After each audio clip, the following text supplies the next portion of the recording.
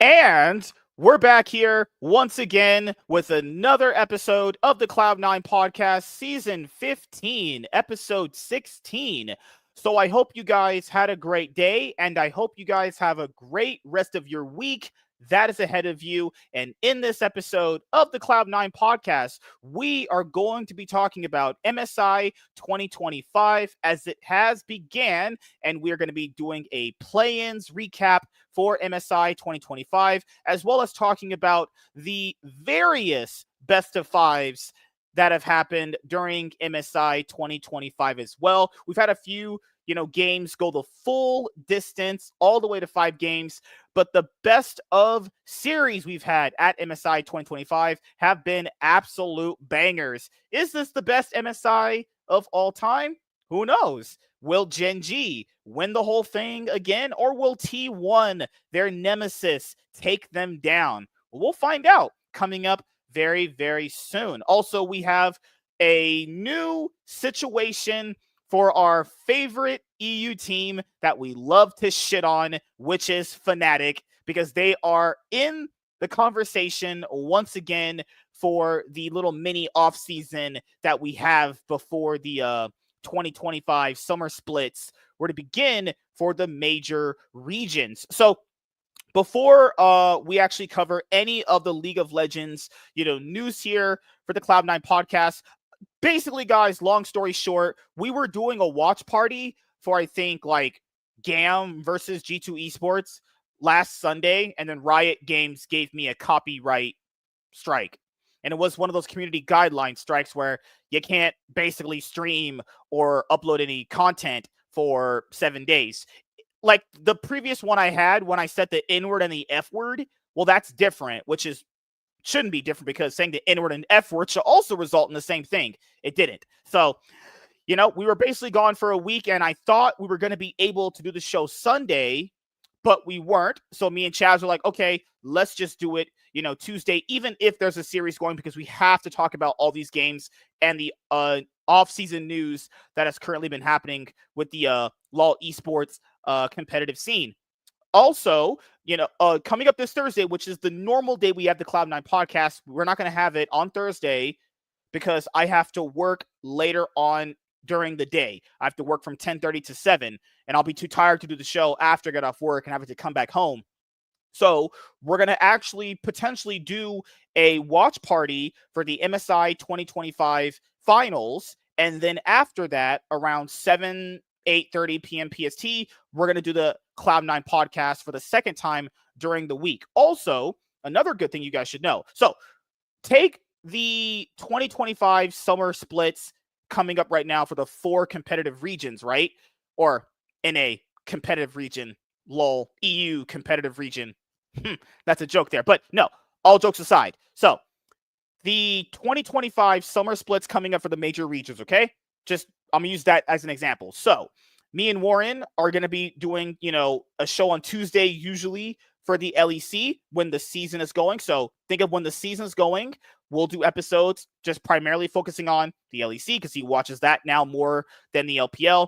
Then we will also have the show Thursdays. And then Saturdays, we're also going to have the show if we have enough time and if we've watched the games that day. So potentially starting with the 2025 summer splits for the 4 major regions, we will have shows on Tuesday during the season, Thursday, the regular day, and the second day, which would be Saturday. But this Tuesday show that me and Warren are going to do, that would run throughout, the following year during the splits as well. But with all that out of the way, Mr. Blanks is here to talk about all the shenanigans and news in the LoL esports scene. Hey, man, we're back. We're so black. We're back finally. I'm so black. I'm not sure. I'm so white. That's what I mean. And this is crazy. You only guys. black by hair. He already came back to his first one. He's already roasting. Man, fucking bastard. I pay you a fat check around here. Yo, girl had her tongue in my ass last night, digging my shit. Your girl was on my dick. What do you mean? I was watching that shit. That shit was hot. You had a dick bouncing up and out of her ass. Oh, God. So I know everyone's going to want to talk about MSI, and we are. But we have to do the offseason news first because this was just something that came out of nowhere. So last time we did the show, we were talking about Fnatic because we're always going to talk shit about Fnatic because they're terrible. We were suggesting player replacements for Humanoid because he's just been awful, Trash. to say the least. He's just been like he's had maybe 1 or 2 games where he's looked good, and that was only on Aurelion Sol. So if he's only good on Aurelion Sol, fuck, just and keep in mind those games were like so few far in between anyway, you know. But for the most part, Humanoid had been basically running it down, not participating in team fights, lack of motivation, not putting in any effort, not just regular season, playoffs, not having any effort, having atrocious engages, just all bad, right? And I had said, and I think he agreed, replacing Razork, even though he kind of is like the Hylissang of junglers, it's so much harder getting a really good jungler like Razork right now in the last split of the year, right? So it's like, okay, keep him, but if you do want to replace him, do it when you're confirmed not going to Worlds, or like you go to Worlds and you're knocked out of Worlds and you're guaranteed like your season's over. If you want to get rid of Razork, work on getting a better jungler then. We said Oscarinin, replace him with anybody. They're like, doesn't matter. He offers nothing. I'd rather just take someone new. What does Oscarinin offer you? Els? Couldn't be anything different than anybody else.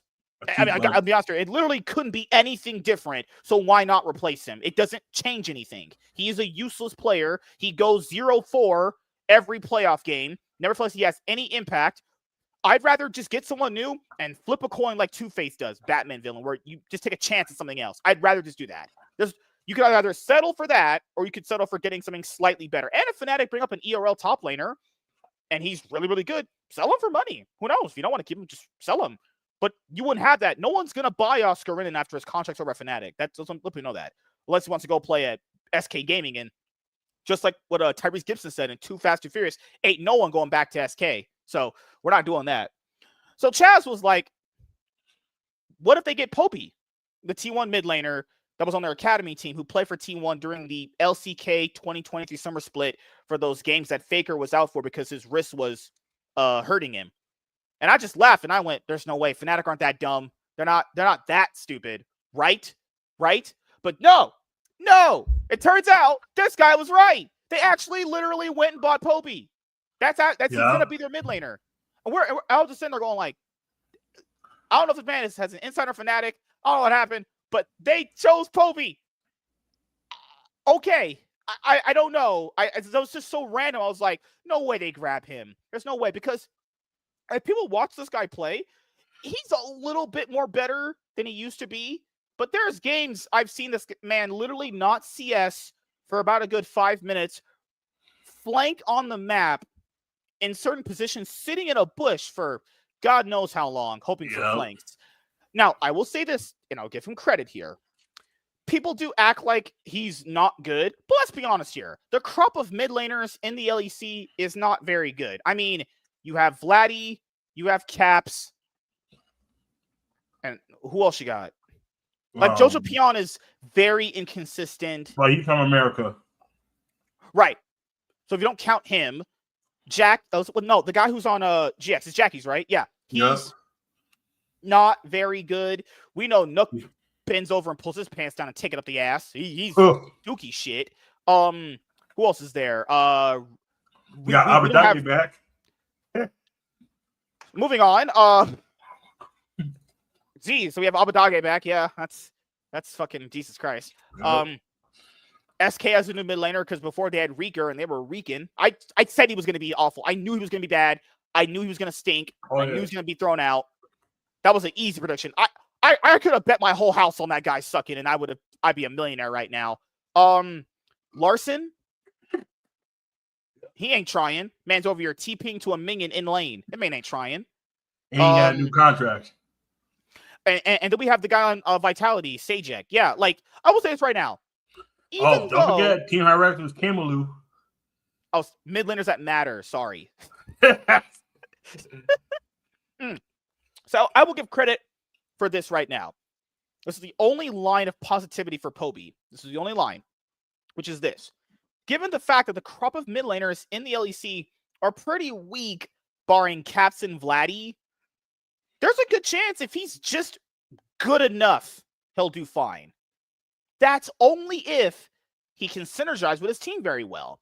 Because people think it's going to be like, but what about Kana on Karmine Corp? Guys, Kana on Karmine Corp, when he first got there, played on stage, played Renekton every game, walked to his lane, CS'd, and then just did nothing. He really only started doing stuff toward the playoffs, and it was only just that Jace game, and he really got activated when he got super comfortable being with Karmine Corp. That was a while before he ever actually started playing the game.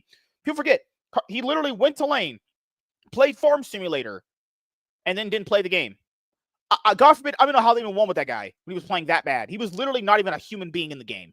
They might as well had a cardboard cutout of someone in a chair playing at that point, you know? But he did become like one of the best top laners in the league, which is fine. Is that going to be a situation for Poby? Because keep in mind, Kana mechanically is a fine player. No one ever says mechanics are bad. His map awareness tends to be kind of bad, you know? So maybe this is what Fnatic wants out of him. You know, hey, this is your first split here. We'll see how it goes. But if you do perform decently, not great, decently, then we could probably keep you, right? Because they're probably hoping, hey, this guy can be very good in the crop of mid lane talent that we have currently right now. Yeah. Now, keep in mind, that's all business mumbo jumbo. This is actually, it's debatable if you can say this is an upgrade or it's a downgrade. I think it's just a what. It's like moves I like to call a wash. It's not good nor bad. It's just whatever. Move. Yeah, it's like one Faker, but they didn't have Faker money. Right. It's like the thing that Chad says. It's a lateral move. Like, it might be bad up front, but it could be very good down the road if he actually can get his confidence going and actually play against. Come on, if he's playing against weaker competition, could he look that bad? What they needed to do was probably get the top laner from T1 as well. What's his name? What's his name? Fuck. I forget his name. He's actually not that bad. He's actually pretty solid. Take him as well, but T1 probably might have been the only one that was going because that was. And that's the thing that we need to bring up too is like when it comes to Humanoid, people would say, but Humanoid played really well this past split. He didn't deserve to get benched. Let's even argue that. Let's just say he did play very well, which he didn't. Let's just say he did. He played good so he's been on Fnatic since 2022. So you have 2022 spring, summer, 2023 winter, spring, summer, 2024 winter, spring, summer, 2025 winter, spring. So out of 10 splits, he played good in one. Yeah, you can get the fuck out of my org. 10 splits, people. 10 freaking splits. He played good in one. Not even a whole season. He just played good in one regular season. That was just... Exactly. What? No, I'm sorry. I do agree with Fnatic on this. He needs to be benched. He doesn't care about playing. He is playing bad. He's been playing bad for a long time. They didn't want to bench him. Contract reasons. They would have to keep paying him, even though he's benched. But who cares? Who cares if you have to pay him if he's benched? You can't just sit there and keep losing with someone just to basically be like, okay, we can't get any better than this. No, I agree with Fnatic. He needs to be benched. But is Poby the better option? I don't know. I mean, I don't know. But I'd rather see someone different there than Humanoid who's ran it down for checks notes 10 splits in a row. He's not been good, guys, for 10 splits. 10 splits. Let's count season finals, too. You had season finals in there. That bullshit they were doing in the LEC for a little bit there for a couple years. But let's go over this move.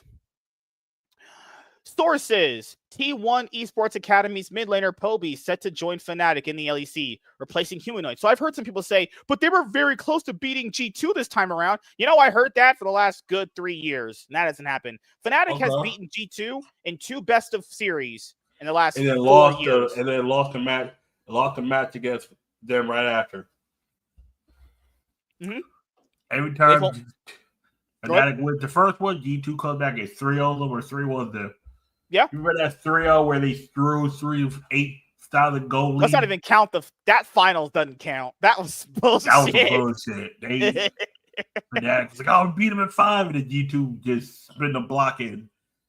Blasted your ass. And then they blamed all their problems on Noah, even though Humanoid was right there just giga feeding hard. He was soft ending every game. There was one champion, who was that? I think Cass was playing Ari. He played something that had a charm on it, and you could just see Humanoid like being in the middle, and he was soft it right at your Cass and died instantly. I was like, yep. And people didn't want to call that out. Oh my god, Oscar Ida. No, Oscar Ida was bad too. But yeah, ooh. Nah. No, it's like it was the fact that they were basically kind of, scapegoating Noah. And it's like, okay, yes, Noah was playing badly, but are we gonna ignore the fact that what Oscar Rin and Humanoid were doing? Just grief levels of bullshit. Like Fnatic has beaten G2 in 2 best of series in 4 years, guys. And yes, they did look. There was a possibility Fnatic could have beaten them in that Han Sama series where how someone did that Zaya 2v3. Yeah. Yes, they could have beaten them, but they didn't. It's always that, oh, well, Fnatic could have beat them. Oh, they could have. I don't want to hear that anymore. That is cool for like once or twice.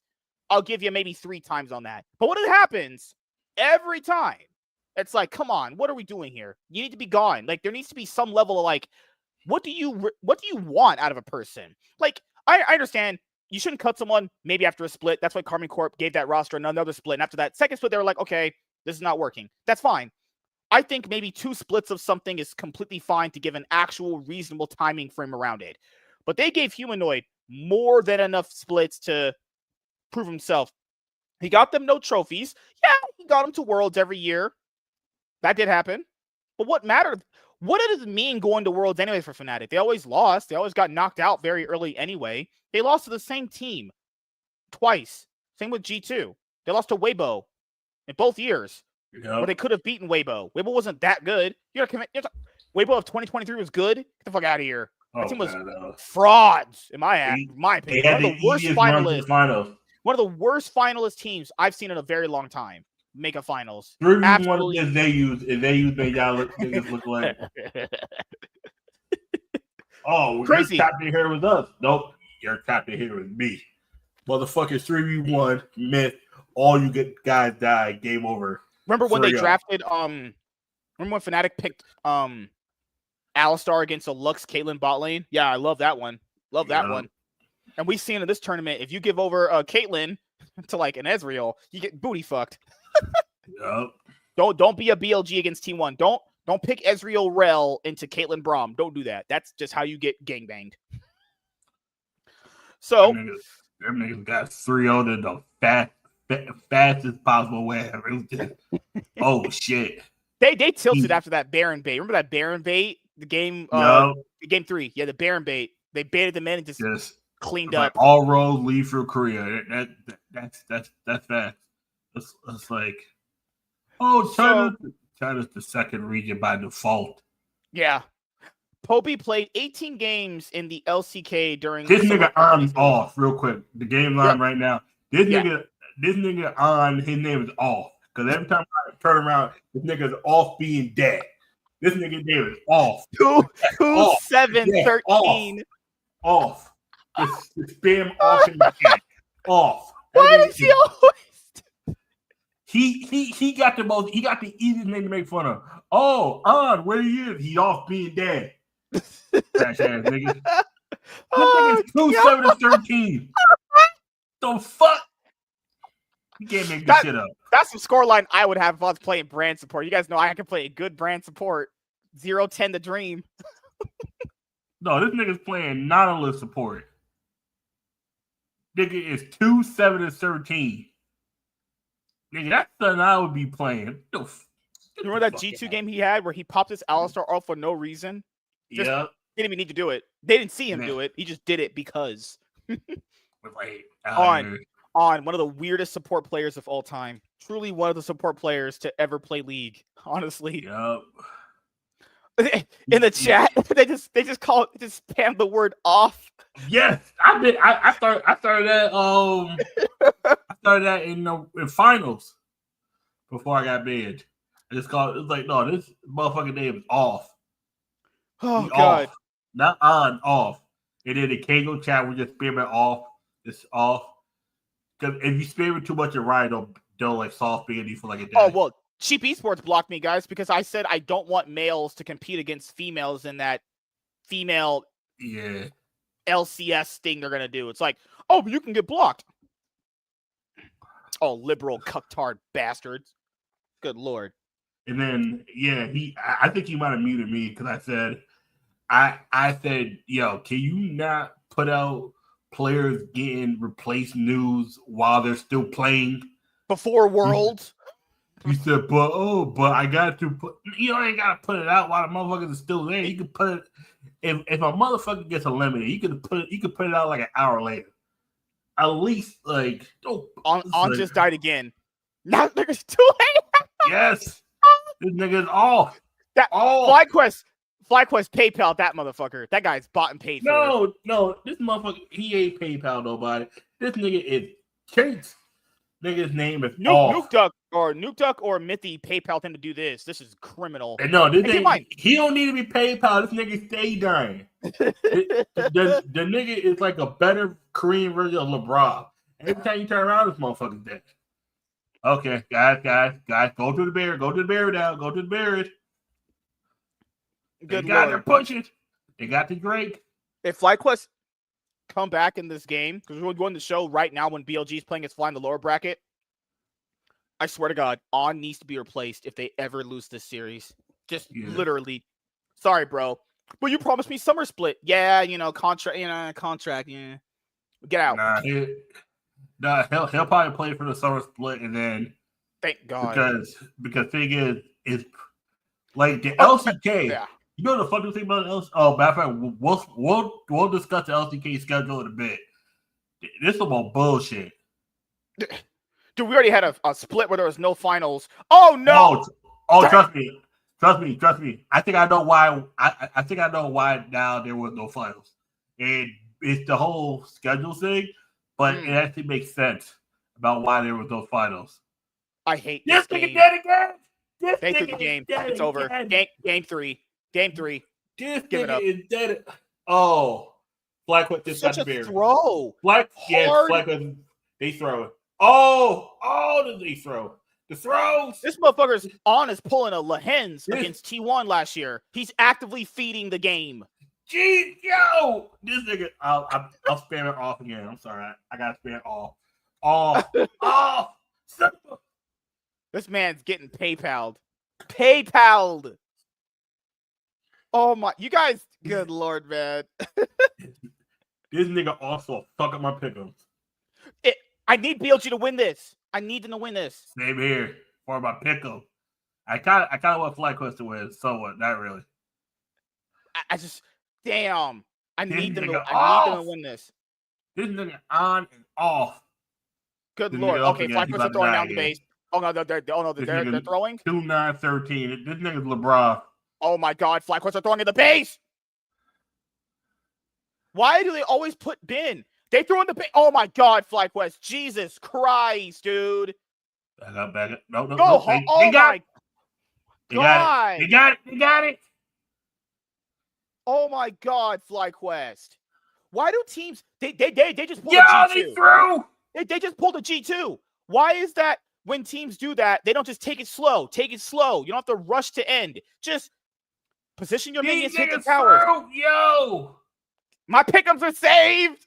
For now. My pick'ems are saved. For now. I'm one game safe for my pick'ems. Yo. Oh my God. Yep, just hit the Nexus. I need my pick'ems. I need it safe. Trash. Whatever. We can go back to the top. I'm done. I can't look at this. This is criminal. On was literally perma throwing right there. This nigga was perma griefing, but the whole team just started whole grief. Someone said fly home. Shit. Oh God.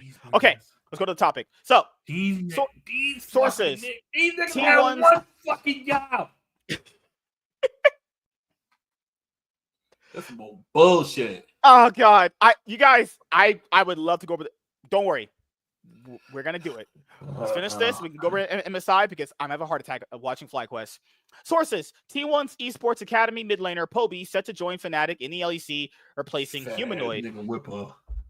Poby played 18 games in the LCK during summer 2023 as Faker's temporary replacement following an arm injury. A seismic shift is underway at Fnatic. According to Sheep Esports sources, Poopy, Shitty, has reached a verbal agreement. Put some respect on the motherfucker's name. Poby James the Rob Jr.'s. No, Poby LeBron Jr.'s motherfucking nigga off. Missing. We're missing at nigga living up to his name. He missing more than our dads. All right. Poby has reached a verbal agreement with the Black and Orange. So did he? So wait, Fnatic the Lakers? Whatever. You mean the Orange is the new black? Good lord. The mid laner of Team 1 Esports Academy, the LCKCL roster of the world's most iconic League of Legends organization, is set to replace Humanoid, a core member of both the LEC and Fnatic, a two-time LEC champion in 2021 with Mad Lions. The Czech player joined the team in 2022 as a star, signing alongside Razork to end the team's title drought, which dates back to 2018. Okay, was that the year G2 sucked in 2021? That was when they had Reckless and they didn't make Worlds. They didn't win any titles that year. And Mad took both. That was Mad's peak year. But to be fair, Mad didn't face G2 in any finals. They faced Rogue in the finals that they threw, and then they faced Fnatic in the summer. Okay, Rogue threw. Rogue massively threw. You should watch that game. Rogue actually should have won. But this is when Humanoid was good. But keep in mind, Humanoid played in the LEC before that. Humanoid first joined Splice when he was with Oda Wamne, he was with Vizichachi? Yeah, he was with Vizichachi.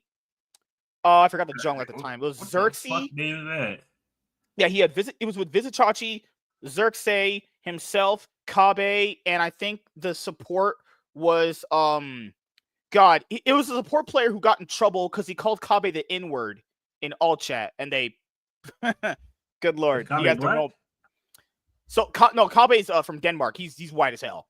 But in a Splice video, the editor may have messed up. It was Norway. Norway just called Kabe the N-word. Just hard ER. The fuck? And they actually put it in a video. And then they're like, oh yeah, we're gonna get rid of Norway. It's like, all right. And then because you know who was also on that org of Splice was Peter Dunn. Peter Dunn was with Humanoid the first time. And Humanoid, he played well during when he was good at the game. People thought he was going to be the next Caps. It's going to be Humanoid and Caps as the Bjergsen Jensen of the LEC. Nope. That didn't happen at all. But over more than 3 years, an eternity in esports, Humanoid failed to deliver on that mission. And Fnatic's dry spell persisted, like my sex life. The British team endured repeated frustrations, especially throughout 2024, culminating in 3 consecutive final losses to rivals G2 Esports. Although often outshone by Caps, Humanoid consistently remained among the top-tier mid laners in Europe. That was just by default. He was kind of like top 4 by default because everyone else was just that much worse than him. This status preserved the organization's confidence in him in the absence of clearly superior alternatives. While Humanoid was undeniably a benchmark in his role, throwing, he was frequently criticized for his inability to rise to the occasion and shoulder responsibility in high-pressure moments. These shortcomings fueled calls from fans for a strategic overhaul. Tensions were further exacerbated by the player's statements where he cited a lack of motivation in the LEC to explain some of his underwhelming performances, yet still struggled to elevate his play during international events. Yeah, so this guy basically said, I'm not kind of motivated to kind of win the LEC, but he would go to international events and still suck too. It seems like he basically had what Showmaker had, where he was burnt out on playing the game, but he was making so much money under contract that he still played it out. But I would imagine this guy just retires after this split.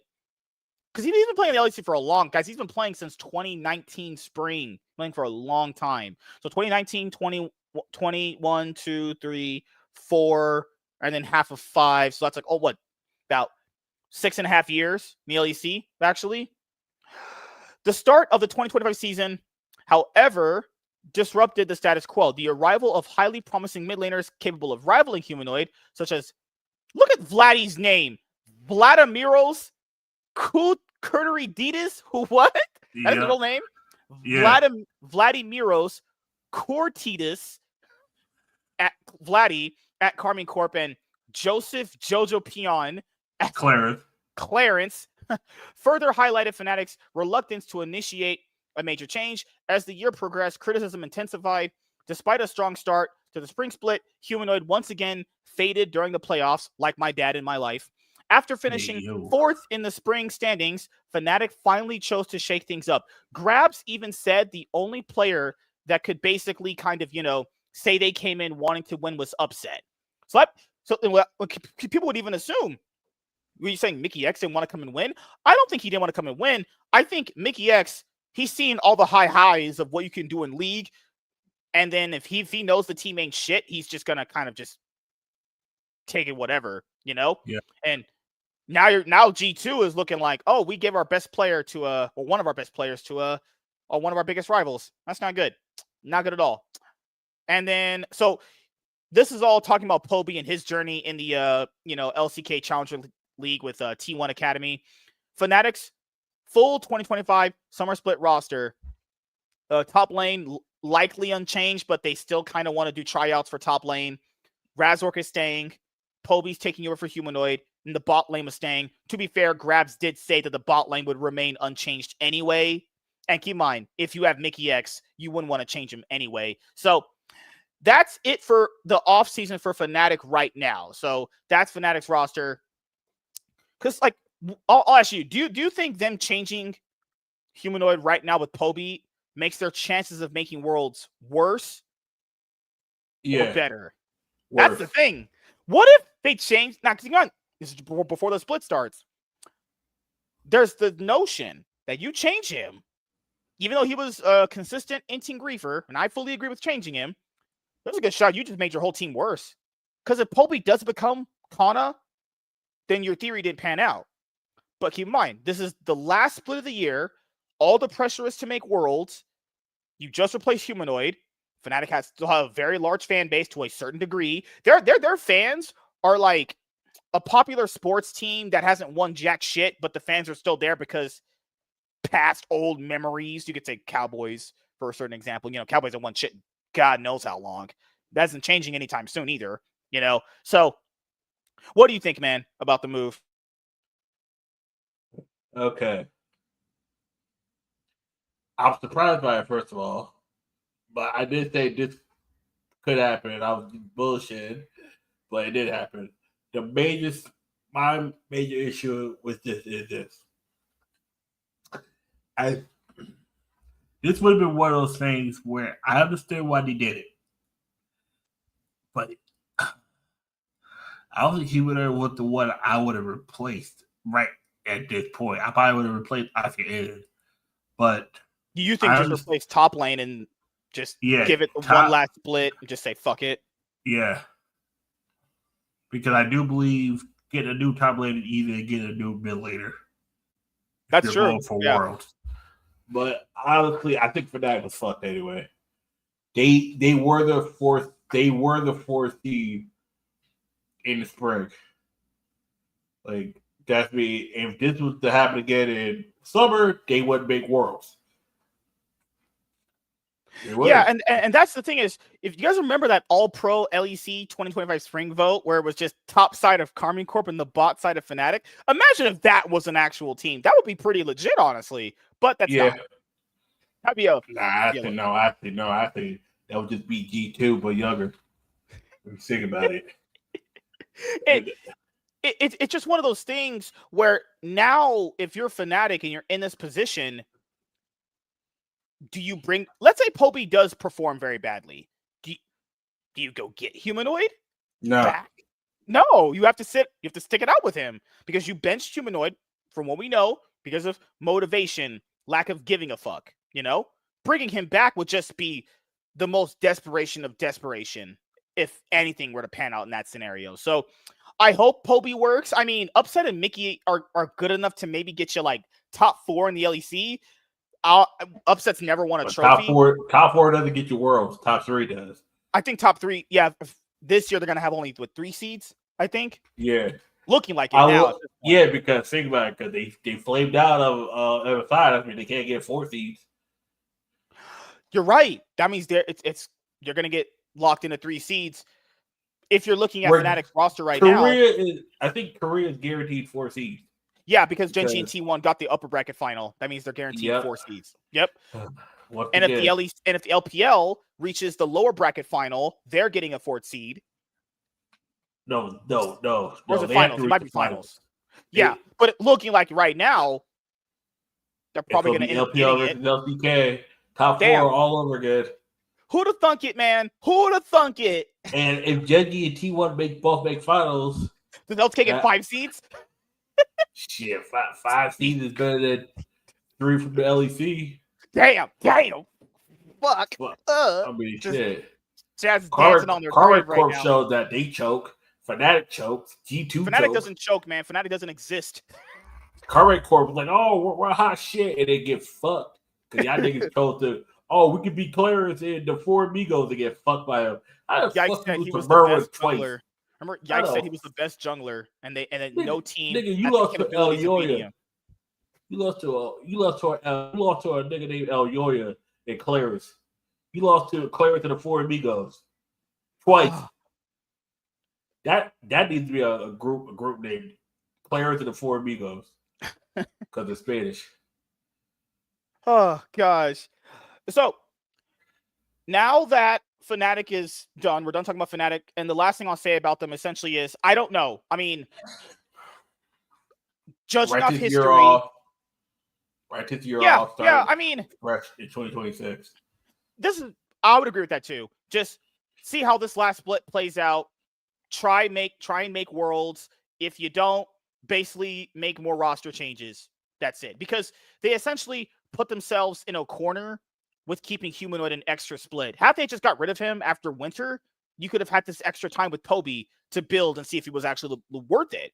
But they went another split with Humanoid, knowing he wasn't shit. Like, that's the thing I blame Grabs on. It's like, dude, you knew he wasn't shit after winter. You got to make that decision because he clearly can. He did it right now.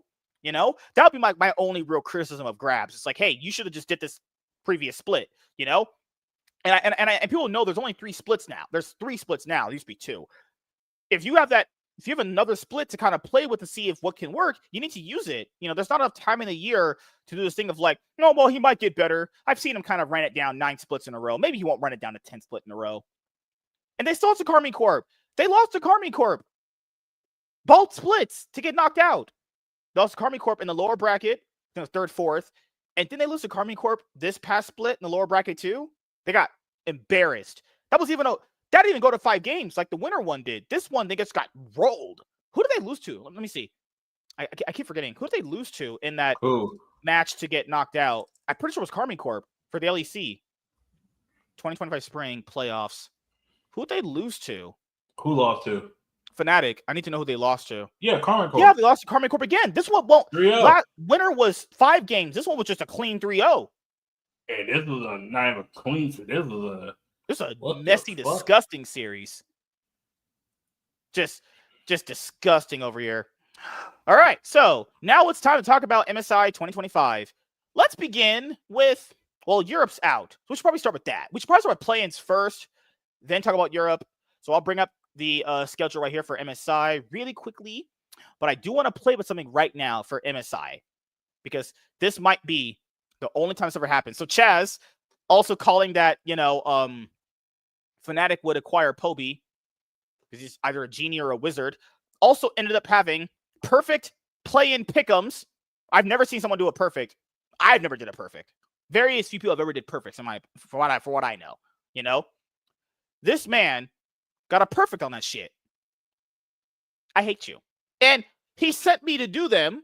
I legitimately totally forgot. I was like, oh, I probably should do these right now. And I didn't get a chance to do them.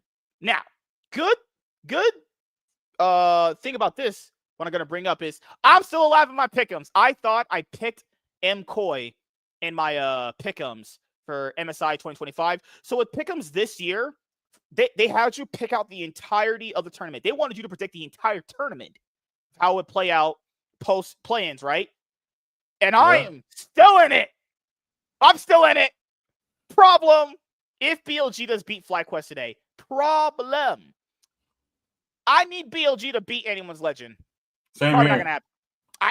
I don't know why I chose them to beat anyone's legend. I'll be honest, I really don't remember. I was probably just trying to get it over with in time. I chose BLG because I felt like BLG would have kind of, step up in the lower bracket. Yeah. Oh God. And then I need T1 to lose to Gen G, and then I need BLG to lose to T1 again. And then I need T1 to be in the finals. Now, if all that pans out, I will be perfect. Me, him almost had the same thing, except I chose T1 over Gen G. Crazy. Oh, you chose him in this match or the lower bracket one? No, I had Gen G being T1 here, but not in the grand final. Okay. I had to that makes sense. Yeah. I was like, no, T1 go lower bracket or go beat BLG. BLG's gonna beat anyone's legend. BLG's gonna be Fly. Anyone's legend gonna be CFO. The only I did think for a second Corey could be CFO, and now I realized Corey had Clarence and Mirror, and I was like, yeah, I am. I knew Fly was beating the shit out of G2. I said 3-1. Oh, I didn't have any hope in G2. Like, people know I'm a fan of G2. I've been a fan of G2 ever since I watched the LEC, essentially. I remember when they first came in beating SK in that relegation match. I like G2. I love G2. But I'm not one of those fans where I'm going to say my team is going to win when I know they're not good. I know G2 weren't good. That's why I didn't pick them. I was only going to pick them in play-ins because the discrepancy between them and play-in teams is still, you would think, fairly large. But after this play-ins, I don't know, because they were sprinting it against Furia and Gam. Like, that new game that Skewmon pulled out, woo! Damn. That was more bullshit. But I luckily did pick CFO. But I need these next 3 matches to pan out. I need these 3 to pan down. Please, BLG, for the life of me, please beat anyone's legend and then lose to T1. So I need them to get a 2-0 start here and then just end their season here against T1. But given the fact that we just saw T1 versus BLG, a rematch of it being a 3-0 isn't too far out of the realm possibility. I had T1 beating BLG 3-1. Do you have them right here where I do? Yeah, I had T1 beating BLG 3-1. I didn't think it was going to be 3-0. BLG, I don't know what the fuck. BLG didn't wake up that day. Them niggas think Genjutsu clone to the stage and have them play. That, I don't know what the fuck that was. Okay, so that's my pick. On was definitely off that day. That nigga was permanently off. That was permanently off. That was a cardboard cutout of a player. That wasn't a human being in that his computer. name was permanently off. He was that nigga ain't never got it. That bot lane atrocious. It's so crazy because they used to be so good. They used to be really good. Knight exceptionally very good. Goddamn life. Knight was 1v9. I don't even think Ben's had a good tournament at all, honestly. Nah. He's looked. Yeah, I don't think he's been the Ben that a lot of people think that they would expect. The only series Ben was good and was against Koi. Everyone's only best stuff is against EU. Jesus Christ. CFO's best series was CFO's best series against T1 actually. That was yeah. And even though they beat Koi threw some bullshit. Koi's drafted was garbage. Yeah. So that's my pick'ems. I need essentially 1, 2, 3, 4 more. Well, pending tonight's result, I need 4 more matches to play out, and then I will have a perfect. I'll have my very first perfect pick'ems ever. Fly I have to believe in BLG. I have to believe. Fly gave us a scare with that game 3, and then them niggas did their best G2 impression. Oh, let's throw the whole game away when we could just recall. Oh, greed. God. Greed is a sin, motherfuckers. It costs you everything. And now with the tournament, okay, so that's pick'ems. Now we're gonna go over where we left off. So the last time we had a show, MSI hadn't started, we were just doing our preview for the tournament. Now we were gonna go through play-ins. We're gonna go through the matches that we saw. So we'll start with play-ins. So essentially, match 1, we got a full 5-game series. Match 1 was G2 versus Furia. Broken Blade picked Warwick game 1, ran it down so unbelievably hard against Furia's top laner, and just Ego. God was getting gapped. Broken Blade all tournament just having his butthole open, just getting absolutely slammed. That nigga look like broken blade. Broken brain. Washed. Good Lord. That too. And then after that, we had BLG versus GAM. Like, we knew that was going to be a 3-0. That was a fucking curve stomp game. BLG told the game, open your mouth, put it on the curve, and stomp the shit out of them. God damn, BLG. God damn. You guys don't watch Game 3. I know you watched it live. Remember that game? It was Game 3 where they killed, I think, the jungler level 1 mid lane, and then their bot lane of GAM went to go help him take Krugs, and they gave up 3 waves of CS. I was like, game over. Game over. Oh, yeah. If my bot lane goes and helps my jungler and you give up 3 waves, I'm unplugging computer, wrapping up keyboard, and I'm hanging myself. I'm not playing that out. Game was fucked at that point. That game was fucked level 1. 1 minute in. That might have been the worst decision I think I've seen a team make in a long time. And I'll say this for GAM. GAM are the same shit every year. I've seen these players on GAM for years. They don't do anything. Oh, well, Levi's made 8 international events. He's done nothing. Nothing. Yeah, it's cool you've made the internationals. That's cool. But this is the same players they've had for thousands of years. I just don't believe in GAM. I think GAM are just the same team they've always been. They can play some decent league every once in a while, but their ceiling isn't even that high. Not with that damn mid laner they had. That mid laner they have is trash. Who the fuck do they have? What's his name? Emo? Shitmo? Yeah, Shitmo. Yeah. That motherfucker dookie shit. Booty ass. The decisions he made in that G2 match need to be fucking sent to the FBI. He's the reporter for the Epstein list. Holy motherfucker, that guy was some ass. G2, round 2, the match to get him into. Yeah, because after this we had the qualification match, like you said, and then BLG beat G2 3-0. The only game that was, competitive. Basically, BLG messed up a team fight, and it gave G2 a chance to do just a complete run it down and hit the Nexus. The problem with that game was that BLG had played the map macro so much better that if G2 messes up, they can just win the game because BLG had played the macro better. They had like every lane pushing up to like the inhibitor turrets essentially. Yeah. So G2 just went for a Hail Mary and then they lost. And after that game, you were like, okay, now they're going to be just mentally destroyed and now they're just going to lose every game. And they did. Game 2, they were fighting early and then they got started running out game. Sivir. Fuck, what was it? The bot lane. It was Sivir, some bullshit they did. Game over. They picked Sivir. I don't remember who their support was because it doesn't matter. You pick Sivir against like Caitlyn. Just L. Yeah. I forgot game. Who they fucking draft game 2? That was some what was it? BLG versus G2 versus BLG game 2. I need to know the fucking draft. That game was a crime against humanity.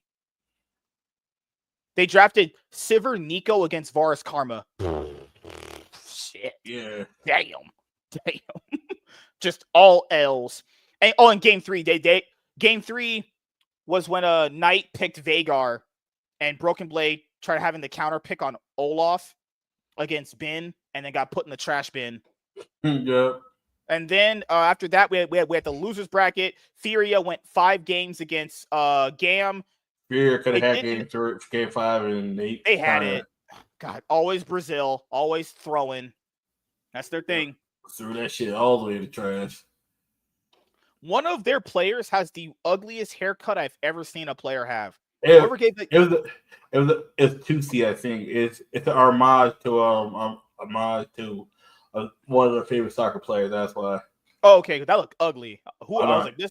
Yeah, you need to get a refund for your hair because you look bad. So, there was something disrespectful that Furia did. Basically, the game's over in game 5 because they had an Orianna and a Fury combo that they did for GAM, and then the game's over, and then Furia pauses for like 20 minutes, even though the game's over. I was like, Brazilian motherfuckers. It was a bug that they thought was there. No, there was no bug. No, it was something on Orianna that he thought. They thought they couldn't see the ball or something, probably. It disappeared when he used it, and it was a visual bug because of the skin he chose, I think, but it wasn't anything bad. But it wasn't anything that was going to change the game anyway. The game was over. They were pushing on their Nexus turn. That nigga was done in 30 seconds. It was like, all right, cool. Team fight, GG's. All right, cool. 20 minutes to die in 30 seconds. Yep. All right, cool. You wasted 20 minutes where you just get fucked in 30 seconds. That's like taking a girl on a date and then you bust before you even get in her. Yep. Trash. They had a pause for 20 minutes just to lose in 30 seconds. That is just. He do have that where they paused for 15 and niggas was packed up in 90 seconds. I'm like, what the fuck? This is trash. That was trash. That was horrendous. That was like, all right, cool. You're all right. That was fucking atrocious. That was just awful. And then after that, we had the final qualification match to make it into the main stage. So BLG, they went 6-0. G2 played 3-6-9. Damn. They played 9. They played essentially like 5-5-3. So they essentially played 13 games. They essentially played as many games as a regular season from like about 2 years ago in one play-ins qualification. They played 15 games. 2 of those series went the full distance. And then you had the BLG series, which was a 3-0. G2 ended up defeating GAM. And the only reason why I think they beat GAM was because Caps had a very good series overall. He was very good on Syndra. Draft game 5 was fucking atrocious. Yeah, they were like, we're going to play early game and smash you. When have you guys been that team? You guys ain't no early game smash team. What the fuck? No. Get the fuck out of here. And in their early game, they picked the early game comp, and then they was too hesitant to act on anything. That's why they lost. They picked Kalista Seraphine, and like, if anyone knows how to play Seraphine and Kalista, if you pick Kalista and Seraphine, you need to make things happen on the map. You can't just sit there. Times when they could have picked off LeBron, LeBron gets throwing. Nope, did not pick him off. I was like, wait a second. You're not LeBron's walking through a jungle. Pick him off. Nope. Too hesitant. Oh, there might be a jungle somewhere.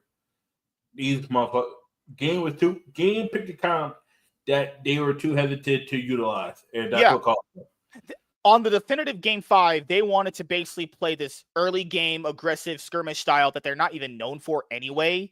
They're like a mid-game kind of macro-oriented team in the LCP, which doesn't count for shit. And then they gave over Cassante in game 5. Remember that? And they gave over Wukong or Viego. And then they also gave over Annie. Like, the draft gap was insane that game. Caps carried on Annie. And they gave over... Broken Blade is playing bad right now, but if you give a motherfucker Cassante, that's not that hard to play out. It's Cassante. Yeah. He's still pretty fucking good. So, G2 end up coming out of the play-ins. Very, very suspect. I mean, guys, I'm being completely honest here. Any of these series could have literally just lost if the other team just wasn't objectively way worse than them. Like, literally, the gap between Furia and GAM to G2, if you just look at these records, you go, okay, well, they won it. They probably stomped them in some of these games. Yeah, G2 stomped Furia in that last 5th game, and they stomped GAM in that last 5th game. But if you watch any of these games in the actual series, in the context of which they're shown, G2, like, you could have really just lost to either of these teams, honestly. So that's also bad for the LEC. But, when people said, oh, but why do people still think Brazil's bad? Guys, Brazil still finished 10th.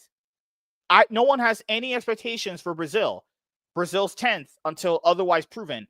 You get higher rankings from me if you prove yourself. I don't do that like, oh, well, they're better this year. Now you prove it to me first. You prove it, and then I'll give you some credit. Like CFO, I'm going to give CFO more credit moving forward. Their team is pretty good, not that bad. Yeah. You have to earn that. It's not, well, why are Brazil? Peter Dunn was like, why is Brazil locked into 10th for people? Gee, I wonder why. They only just checks notes, finished 10th in this tournament. Jesus Christ. Motherfucker's hairline so far deleted. It looks like my fucking sex life. Jesus Christ. Hey, yo.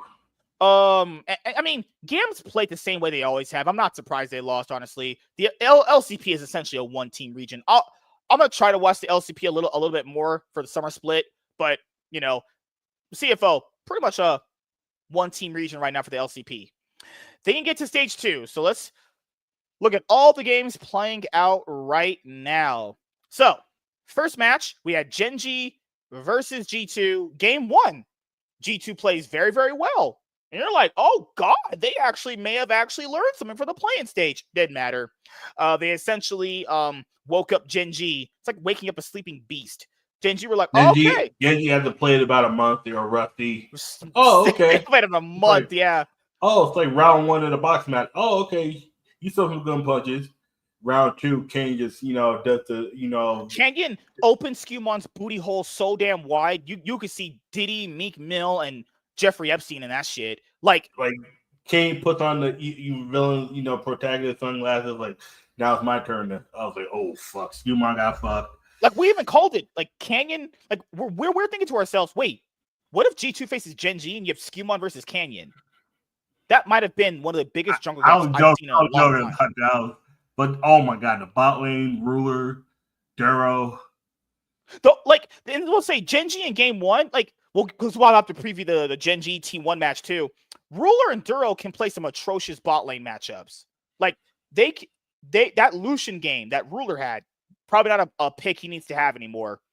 Caitlyn, Ruler's very suspect on Caitlyn right now. Yep. But that game 2 bounced back from Ruler when he played Jhin, played very well. Bounced back really hard. Then you get the elusive game 4 where basically, Canyon destroyed Scumon's confidence with that Lee Sin game. That Lee Sin game, after Scumon lost that, he was out. Scumon's brain was fried. He got the ass beaten so hard. It was like, all right, dude, you're fucking fried. Game 4, they're pushing and ending the game. Ruler's playing Corki. He skirts off by himself. Don't know. Maybe it was deliberate. Maybe he was trying to look caught out. I don't know. Cap sees him on Twisted Fate. Ults in, stuns cards. Hansama flies in on Kaisa, gets immediately one shot, and Genji's like, all right, what's in the game? Because Kaisa's dead. They don't want to probably give Kaisa a bunch of resets. It was a good thing. I think the issue was Kaisa was just a little too slow. I understood what Cap was trying to do. Cap had the right. It makes sense. You count the ADC. Yeah, makes sense. Except no one was around. I went back and looked at it. Cap pulled the trigger a little too fast.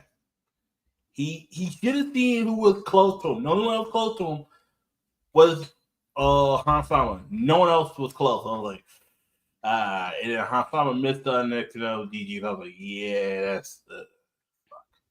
Yep. And keep in mind, during that series, remember Labrov make that reaction after he got sniped out by Ruler using Jin's W, the deadly flourish? He was throwing his hands up, acting like he just had a crack attack. Yeah, he wasn't. For once, he was not wrong. Fucking Scumon was blocking all the shots, and then decided. I remember. Yeah, mm-hmm. He decided to clear a fucking ward. Yeah. Mm-hmm. Really? At that moment in time, motherfucker still had the ult. And you decided to clear a ward and let your support get killed? Yeah, I remember. Try to go back to the base? Stupid. This is why I say G2 is not a team. There are 5 niggas playing solo queue together. That's what G2 is. 5 workers. That's it. They're literally a boy band that they just put it together like, hey, you 5 guys play together. Have fun. That's what G2 is. I was like, you gotta fucking kidding me. It was like, oh my god. Yeah, like Tom Kench, literally, I agree with Labrov. That's very frustrating where you could legit live. He could just block one more shot. He wasn't going to die. Simon wasn't going to die at all. And he just lets him die for no reason. Just no reason at all. And that Gen G G2 series, I mean, we would probably, like, game 1 was a surprise. In this tournament, teams would win game 1. Wait, what? I feel like that theory broke D2 as well, but no, you go finish. And you're fine. It was more like teams would win game 1, and then they'd be like, oh, we won game 1. We weren't expected to, but we did. And then you just get slammed each game afterwards. Yep. Like, after Gen G lost, they're like, oh, okay, G2. You got Exodia. Literally, that was a great draft from G2. They had Exodia. They had fucking Maokai, I remember. They had Varus. They had Rakan. Labrov's only good game, because he was a Labrov. Labrov's like a Rakan one trick. He ain't fucking playing anything outside of that. Labrov played very well in that game.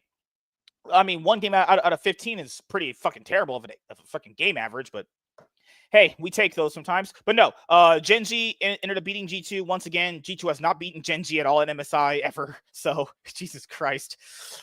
That was insanely bad. But G2's level has been very awful this whole tournament. Even Caps didn't look good in a lot of the games too. Next match we had was Anyone's Legend, FlyQuest. That one, similar story. Basically, FlyQuest win game 1 convincingly, then they lose the next 3. There was a team fight where Hope is safe, could just literally keep helping out Shanks, and then just flashes over a wall, gets knocked by a Cho'Gath Q, and just kills himself. Yep. Absolute cinema. Absolute complete cinema. You need to watch that, guys. It was insane. But outside of that, yeah, I did not have FlyQuest beating them. People kept saying, "Oh, well, that's a team you could beat if you're FlyQuest." Based off what? Nah. I don't know. I mean, I don't think so. I just don't agree with the notion that that's a team that FlyQuest should be able to beat. FlyQuest really only team that they should be able to beat is G2, for being completely honest here, and MKOI. Hey, Dingus, just got home from watching Superman. Awesome. Yeah, I'll be watching it on Monday, so I'm going to be avoiding spoilers like the plague. And then after that, we had T1 versus CFO. Doggo and Kaiwing. Very, very, very good. I mean, great bot lane.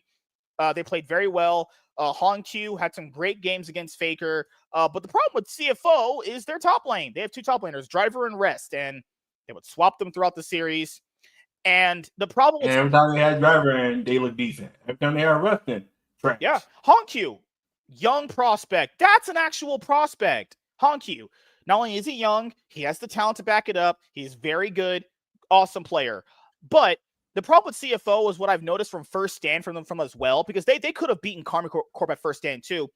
They seem to always start strong, but not finish very well. And they started that series very strong. Even the game one was also very good for them, despite them losing it. And then the next games after that were just weaker. They just got essentially sloppier and sloppier. Yeah. Game 5.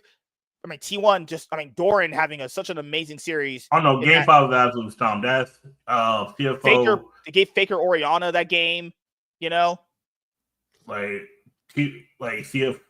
got the spirit broken in game 4 when they could have won it. And then, what else? Oh yeah, I forgot they gave Hongq Tristana. Faker played around the jungle pressure that Junjia was trying to gank him. Played around it very well. They gave Carry a Tom Kench, so he was able to save Jinx. I remember there was a play that CFO made in game 5 where they tried to dive top, but then they lost everything mid and bot. They tried to dive bot, but lost everything mid and top. And I was like, all right, well, you can just go home after this. This is bad. Yeah. This is all L's. So, yeah, T1. What's crazy is T1 went the distance against CFO, but then just 3-0'd BLG. But then the next match, once we get to that, we got to break that one down. Yeah. Yep. Next match we had was MKOI versus BLG. Woo! I knew BLG were winning this game after game 1. Oh my God, that game 1. Jesus Christ, that broke my soul. Top side going 0-10. Just getting gapped all up in the ass. Only player that played good was Alvaro. If you're Alvaro, you can say you played good in every single game despite losing. Nobody else. Jojo Pion getting his ass. Jojo Pion only good game was game 3. Just getting his. And that game, what's his name? BLG could have won. Yeah, BLG could have won that game. BLG could have won that game 3. Yeah. Every game that Koi won from their best of series this tournament, the other team could have won. It wasn't even like they were winning this because they were actually like stomping the other team. So BLB, oh my God, that game 3 where they just walked in the bait. What is this? Disgusting shit from MKOI. So the first round of matches are over. Then you get let me see. I think it's the losers bracket that was played first. Let me see. No, it was. I'm pretty sure it's this match. I want to make sure. Matter of fact, let me see. I think it was the Genji and it was Legend game that was. Next. Yeah, it was okay. It was G2 FlyQuest was first. Yeah, because Genji. You're right. Yeah. They did whoever it was the top. It was weird. The top 2 games, and then whoever. Yeah, they were running lower bracket and upper bracket at the same time. Yeah, that actually made sense because then it gives. So FlyQuest versus G2. I saw game 1 at work and I was like, "Yep, FlyQuest can win this." Yeah, I saw this. I was like, okay, G2 were playing all kinds of ass. That game 3, we thought Canyon opened Skumon's booty hole like Meek Mill with P. Diddy. No, Inspired was like, after I don't know what happened with G2's draft. It was horrible. Inspired. G2 looked like a team that gave up on themselves. The coach gave up on the team. After that Gen G series, what happened was this is what I think happened. They scrimmed against the other teams. They lost even more confidence. I guarantee you, flat out, they scrimmed probably like part of that. Plus, I think also after LeBron died, when he didn't need to die. I think because go back and look at a Fly G2, the jungle support chemistry was gone. Mm-hmm. There was no trust in LeBron to Skewmon. There was no trust. Yeah, these guys just lost faith in each other. Mm-hmm. It felt like the chemistry was gone. And I mentioned this. LeBron's not someone that speaks up when he needs to all the time. Right, yeah. He'll pout or he'll just, like that's why Hassan was better with Mickey X. Mickey X made up for the But yeah, it was like LeBron don't do either. That's why it's worse. G2 was mentally broken. I think they were just done. I think they just didn't give a fuck anymore. You could tell they were like, all right, cool, EWC's done. Let's bomb out of that, bomb out of the summer, get to World, bomb out of that. Sometimes and I've seen someone like this just have a season like this in Yu-Gi-Oh! Where they're just like, let me just bomb the rest of the rounds. They don't want to drop because they don't they still want to feel like they can get their gusto back. But a lot of times people just like, fuck it. Let me just play until I'm done and then go home and then forget. Because that's what I wanted to say for the FlyQuest G2 series. It felt like when I was watching it that G2, they were trying something game one. After they lost game one, they just had no faith in each other. And then when you're Caps and you're looking at your jungler getting ass opened by Inspired that hard, that is just, you're like, why am I your trying? top laner that you've been with for the last 3 years just not be the same guy? You're like, okay. Like Scumon's style just doesn't work internationally because it's like a solo queue jungler that farms up and carries the game 1v9. That style can't work internationally. The issue is he's new. That's the problem. You don't get someone that's too new. You get someone that have experience, but like you probably would have get someone like Yankos. That's who they needed, or they needed someone that had experience. The issue is Yike and Caps didn't work because that synergy. I don't think Caps ever tried to make that synergy work. Sometimes we gotta look at maybe this is Caps. Caps and Skewmon just don't work with the whole team. Yike worked with the support he had, and he still worked the top lane. He didn't work with mid laner. And we know Caps didn't want to play with Yankos because that's what Yankos said.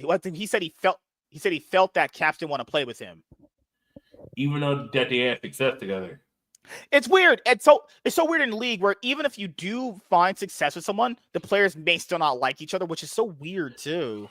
No, makes sense. But there reminds me of like the whole Kobe Shaq scenario too, where even though they won together, Kobe didn't. That fight is probably something behind them. It's probably something behind the scenes where someone feel like that they were putting enough effort because that happened. Holy shit! Okay, all right. And with that, G2 ends up finishing the tournament 9th because Furia went out first, so they're 10th. Gam went out next, so they're 9th. G2 finished 8th. Yeah, I'm about to say 8th, not 9th. And then it felt like 9th though. God damn. Oh yeah. FlyQuest is ass scraping BLG. Oh my God. That's draft gap. You see that draft that BLG has? Doesn't count. Doesn't even matter that Masu just got blown the fuck up. Knight just got blown the fuck up. God damn. That draft from BLG is booty trash. Yeah, that draft is ass. So after that, we had Anyone's Legend versus Genji. Very entertaining series, very good series, but it was kind of pretty much shown throughout the series that Genji is the stronger team. Yeah. That's that thing is like Anyone's Legend put up a great fight against Genji. They did. And Tarzan, I don't think he was choking at all. I thought he played a very fine series. He wasn't honestly. choking, but he kind of did shrink a little bit. Are you making a Trundle joke because he was playing Trundle where he was bigger and shrinking? Good lord. But yeah, Anyone's Legend won game 1 and then went back and forth for a little bit, but it was pretty much shown that Genji they're the team to beat right now. It was partly bot lane, partly drafted. Oh yeah, there's been a lot of drafted this tournament. Anyone Legend had a predictable draft. This nigga on. I'm done. this nigga stay dead. This is why I said don't watch the series live because your brain is gonna fry. This nigga is the Korean LeBron. Fuck me. This nigga get caught out. GG. This nigga's off. Yeah. Yep. Just spam it in the chat. Off. Nigga off. After FlyQuest G2 and Anyone's Legend Genji, we had CFO versus MCoy and we had BLG versus T1. So It was CFO T1 versus BLG first. Or you No, want to it was talk second. about? No, T1 BLG was first. Oh yeah, you're right. Yeah. Yeah, because I remember that was Saturday. That was the Saturday one. Yeah. Yep. Yeah, that one was Saturday because I remember I was like, all right, cool. Oh, we forgot we did a watch party for that one. Yeah, game one. Oh, so BLG versus T1. So let's stick with T1. You always gotta give them credit for this. They do find a way to ramp up, even if some of their players sometimes have weirdly questionable performances. Like, even in this series, there was a moment there where I think Faker and Owner tried to take a tower without minions and just died. Like, what the fuck? Faker was on some weird shit. Faker was playing Rise and just griefing Faker kills. was kind of bad all 3 games. But this series, he was way better. That CFO series, he was actively running it so hard. He was. I'll take whatever he is in that BLG series because that CFO series was criminal. That CFO series, he was not there until game 5. His brain literally didn't exist until game 5. Faker was AFK first 4 games. It didn't matter. CFO was PayPaling Faker to throw because he was. It didn't matter. The first games. Oh my god, this nigga night gone. GG's. No, this is what happened. Faker was gone the first 4 games. CFO, Fun came back, and then CFO forgot how to draft. That's what it was. I don't know what that CFO game 5 draft was. Don't do that shit again. Do not do that shit again. Yeah, first picking Orin. They first picked Orin, and then gave up Jace. I was like, game over. Yeah, just go home. Just go home. It's over. It's over. Why do motherfuckers give T1 top laners like Jace? What the fuck are you? Oh, this nigga. Oh, this nigga quad. Goddamn quad. So you're fine. So T1 BLG, yeah, Faker had a nice bounce back. He, for the most part, barring some inting deaths here and there, he did have a nice bounce back series. He played very well in the Orianna game. Game 2, I forgot who he played, but he played very well that game as well, minus the tower death. I think Rise played Victor. Yeah, outside of that tower death he did. Yeah, the Rise game was probably the worst one, but that Victor death made no sense, but it didn't matter because BLG was playing fine outside of that. It didn't matter. BLG's bot lane was just trash. BLG's bot lane getting ass railed. Are you telling me that Kai Wing and Doggo were a better bot lane than Elk and On? Yes. CFO pushed T1, but BLG can't. On made Kai Wing look like fucking Delight. This nigga was trash. Absolute garbage. God, what the fuck? And then even T1 said. Even T1 said, remember? They said facing CFO was harder than facing BLG. You're like, shit. Oh, goddamn. Oh, and I know you wanted to talk about this series. It was the CFO versus MCoy one. Yeah. From what I've seen in this series, MCoy just didn't show the fuck up. Merwin just running it down every game. That plus draft disc. I FlyQuest. I mean, not FlyQuest. Koi was mine. Was it game 2 or 3? Whichever game they won. They won game 3. Yeah. Yeah. With mine is game 3. Koi had. Goddamn. Koi had some of the worst drafting I've ever fucking seen. This shit was fucking atrocious. Guys, there were games in this tournament so far. We were doing watch parties on Rumble because, Riot Games bullshit. Yep. Chaz was bringing up teams would first pick Vi, give up Skarner, and lose. Every team that first picked Vi lost when they gave up Skarner. Every game. Then there was a game where BLG willingly picked Rel and Ezreal into Caitlyn Braum, and I said they lost because there's no way they'll ever be able to get to Caitlyn with their comp. Caitlyn will just outrange Ezreal. Even late game. We got silver scrapes. Silver scrapes. So with that actually leads us to this series going on right now, which is BLG and FlyQuest, which is going the full 5 games. But outside of that, real quick, let's discuss anyone looking at the CFO. Oh yeah, that happened. Yeah, you're right. CFO, whatever they did against Koi, they did the opposite against anyone legend. I think for this one, they just faced a better team. That too. Anyone's Legend is just a little bit better. But CFO was competitive in 3 of the games. Game 4 Game one, they were getting ass. Yeah, outside of game one, they were competitive. I think this is the team that is not a free win. This is not a free win team by any. Yeah, God, it sucks though because FlyQuest isn't going to chance to face them. I would have loved to see FlyQuest face them. That'd have been fun to see, but we're not going to have this tournament. NA just embarrassed EU once again. So it's weird. EU was better earlier, but now NA is better in the modern age. I don't get it. NA is now better than EU, but minus the whole region collapsing. This goes back to 2023, and I think this started with Energy. I think Energy, because Cass was speaking on how teams could get better. I think Energy took it, ran with it, understood how to do it, and then used it against G2. And then G2 each year, G2 became more predictable after losing to NRG. Because NRG, and G2 became predictable. You knew what champion Mickey X was going to play. You knew what priority it was going to play. Yikon never a carry. They didn't feel like he had carry potential.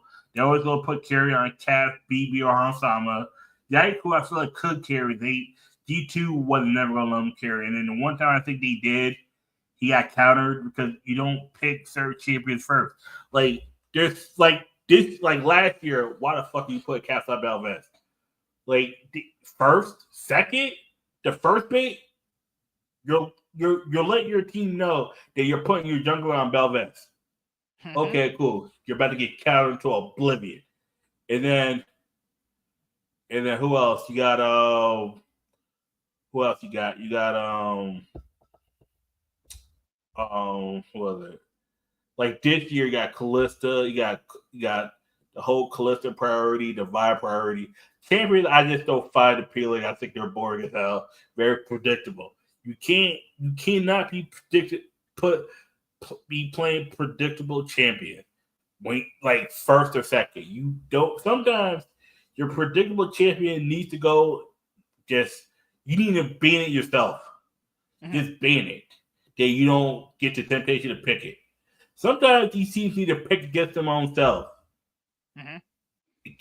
I think these teams like to say tunnel on champions that are comfortable, but they're just bad as the game goes on. I'll be honest here. Like, people have been making the debates about who's better in competitive pro play, Vi or Jarvan. The problem here with Vi is that we saw the problem with Vi in that T1 BLG game 3. If Vi ever falls behind, she offers nothing but just I press R and I go in. Jarvan could lock someone down, escape the lockdown, turn it off, play around the team fights better, right?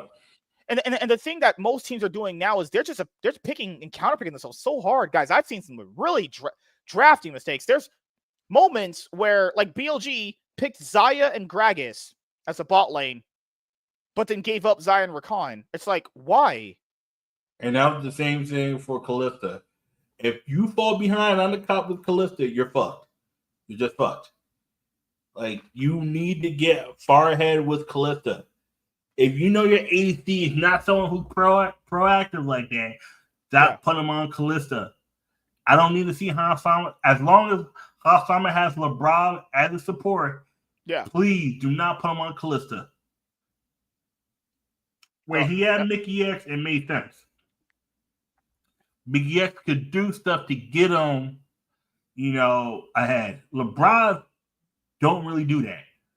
LeBron's always trying to get an early team fight and gets caught the fuck out, dies now, and then, oh, damn, my support's dead. Oops, I let my ADC die. Now I got to run. It's like, LeBron can't get mad that he got killed because his jungler decided to clear a ward when you be letting your goddamn ADC die all the fucking time. Shielded. Mm-hmm. It's like, throw this whole fucking team in the trash. Team's garbage. So, outside of this, now we're going to go over the next thing to discuss, which is, good Lord, EU.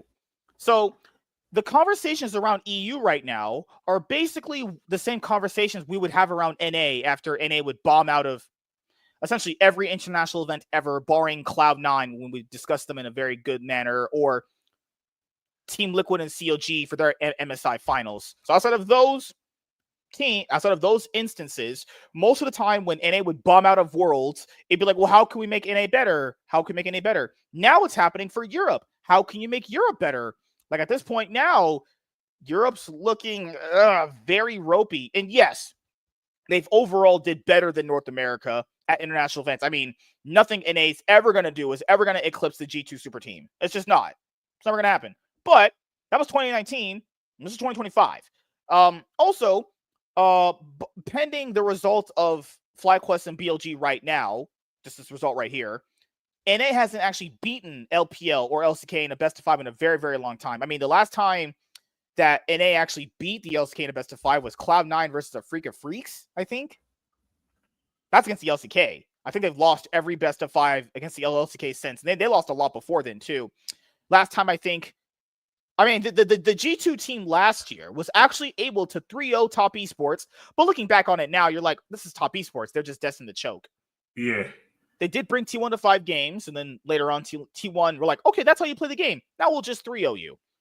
Like, it's one of these things where I told people I didn't have faith in Koi because Koi only played good in that exact instance in playoffs to win it. There's always a team in playoffs that just kind of gets real hot at the right moment and wins. That's usually always how it would happen. They took KC to 5, had confidence. G2 was like, all right, cool. They had a week off. Didn't really give a fuck. They were already celebrating and going to MSI. They didn't care if they won or lost. Oh, yeah. All right, cool. We're going to MSI. It's not like first game where we got to win to get in. It was like, oh, we're going to MSI. I don't really care. Mm-hmm. And then boom. Because that's why I just didn't believe in Koi. It's not the fact that I think they play good to win. But I knew if they went internationally, they would have these problems. Because, guys, even though Jojo Pion won the split, we're going to ignore the fact that he had very ropey games throughout most of the year so far. A lot of these games were very ropey, very suspect. Remember the Ari meme where he would miss every charm? I don't think he landed a charm playing Ari ever. Merwin needs less food because he's fat as fuck. And then you have a whole ass Supa in the bot lane. And then the problem with G2 mostly is of the fact that, you know, some people have said it's harder to win LEC now compared to what it was last year and the year before. Probably. There was 2 different teams winning this time around. I mean, G2 essentially did downgrade their team. I mean, you knew Ski1 was going to have issues because he's new, like Chaz said. That was going to be a known thing. People thought it was going to be like a yikes situation. Oh, they bring in this random guy we don't know, and they could kind of give him good players so he's not playing on a team full of bad players where he's going to look bad. And it's not like Ski1 is overtly bad. I don't think he's been the real issue with the team at all, honestly. He's had some good games here and there. I would give him a few more splits to play. I don't think you should kick him at all right now.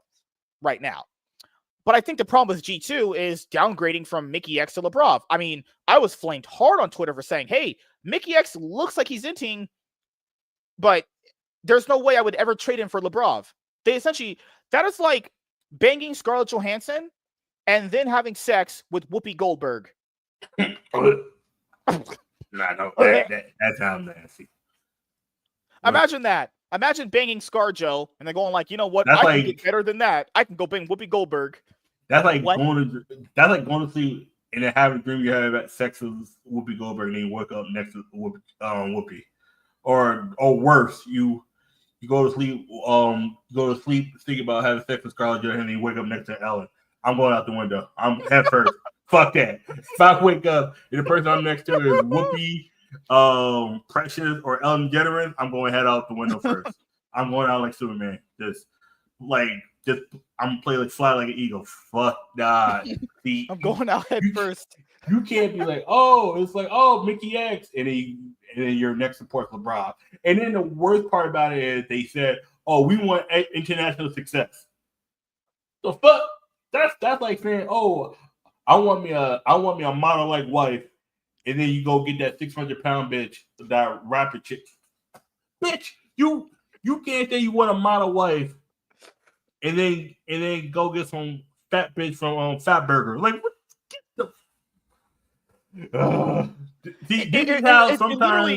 It's literally the equivalent of basically I would have sex with Shox and Laurel and then wake up to having sex with Whoopi Goldberg and Precious. No, I'm good. It's like you want to have sex with that Hispanic woman from from the LTA South, and then you get the one with the pink hair. Allegedly. Imagine one that skinny model looking one from LTA South, and then you get paired on a date with the fat one with the pink hair. Nigga, I'm walking in. If I see her with, it's gonna be a girl with some rolls at the table. That's your date, and you see her with the roll at the table. You see some pink hair. I was like, I'm moonwalking the fuck out. I'm not even gonna say hi. I'm just walking. I'm walking right past her, walking out the back door. Hell nah. You can't sell you. G2's trying to sell us wolf tickets, saying, "Oh, we want international success." That's why we got rid of Mickey X and Yike. Okay, maybe Skuman, he's someone that is a prospect, but then you go get LeBron. See, because I said it wasn't a bad move because that might be someone who's more a safety net. Okay, you still got 3 great core players. But then MSK showed me the same way they said, we want internationals. We want to get better and have international success. You don't get LeBron. Motherfucker ain't make it at MSI this year. And every time he went to Worlds, nigga went 0-3 drop. Motherfucker is the equivalent. He's the perfect example of average. He won't get you to where you want to go, but he won't let you down. He'll fuck up enough where you want to get rid of him, but he does enough stuff right where you keep him until the contract's over. That's LeBron. They said I still can't believe that they say they want an international success. It chose LeBron. It's like you're. That's why I heard a rumor. I did hear this from when I think Thorin was talking to Yamato on Summoning Insight. Yeah. I heard there was good lord. I heard there was a reason behind the Mickey X departure. Not for play, but that the story may come out in a few years when no one cares. Because that is making they didn't say. They didn't they said the story I heard was him in from what I heard on Reddit, and this might be the same thing that they didn't say. It might have had something to do with Dylan Falco. This is from Reddit. That's me taking it with a grain of salt. Right. But they said it had something to do with the coaching. They said from what we know, the players had no say in Mickey X staying or leaving. They didn't know. It was all upper management. Yeah, they said it had something to do with coaching and Roman. It was Roman had the general manager had no say in who stayed and who go. Do you think Mickey X and Dylan had an argument? I think they had multiple arguments, and it was starting to show. I think Dylan got sick of Mickey kept ending and dying, but Mickey saw plays, but then they just weren't executed. And then Mickey kept saying, the person I'm getting along with the most now is Yike. It is a coincidence, I think not, that the two people that were getting along the most on the team are no longer there. Yike with the shy kid. Yike didn't talk much. But Yike wasn't encouraged to talk. When he was, it was kind of like, okay, cool. And then they kind of, all right, cool. It was like BB had an ego. Cap definitely had a fucking ego. Hasama did. Cap's ego makes sense. He was at one point 14-2 in finals. That makes perfect sense. Yeah. But the issue is, and a lot of it was the people that should have been leaders weren't acting like leaders. Caps and BB. Or BB was, but it was kind of like you could tell BB was kind of probably getting annoyed. And that was just probably the whole team in general. Like if they needed to get one player, it should have probably been Broken Blade. Like that. You look back at it now, Broken Blade might have been the one that should have left. Like because I don't know if he got along with Caps, but if you're looking at it from Caps' point of view, maybe he thought, hey, we might lose Mickey. but we still had Broken Blade and Hansama, and at that time they were strong solo lanes for you to have. But now we know that wasn't the case. The players had no idea what was going on. No, I say. Yeah, I think the players were willing to work it out. They just needed more. I think this is the issue. G2 needed to play less games. Once G2 lost that world, they needed to just go in the room, talk it out, maybe fight. Sometimes you just gotta fight. Somebody takes their ass over it and whatever. Get their head. Like sometimes you just at Summer Split, they didn't look good in that Summer Split.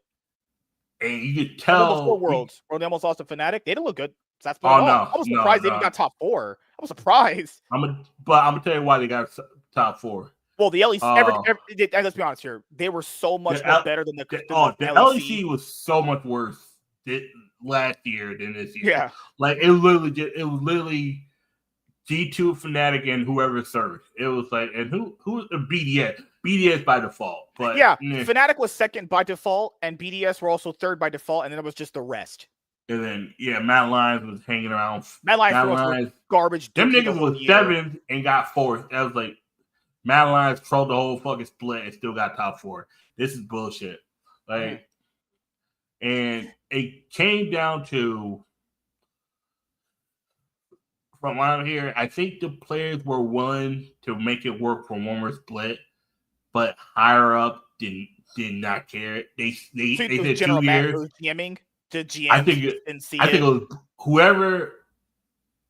If the GM's Roman, they said it probably wasn't Roman either. I think he was willing to make it work. Mm-hmm. I think his thing was, and there's a rumor that they was gonna go to 6 players. They was gonna get someone who could possibly be jungle and or support. They was looking for a flex player, someone who could play two roles. Mm-hmm. They were looking for that. They were looking for a player. They couldn't get him. And then next thing you know, and they already had the decision that Mickey X and Yike weren't going to be brought back. But the issue is, it wasn't supposed to be leaked. That's why G2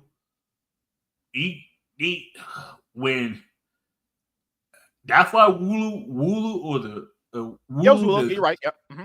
That's why he don't interview none of the G2 people anymore. Everybody else but Wooloo's apparently there's a boycott, not against Sheep Esports, but against Wooloo. Against him.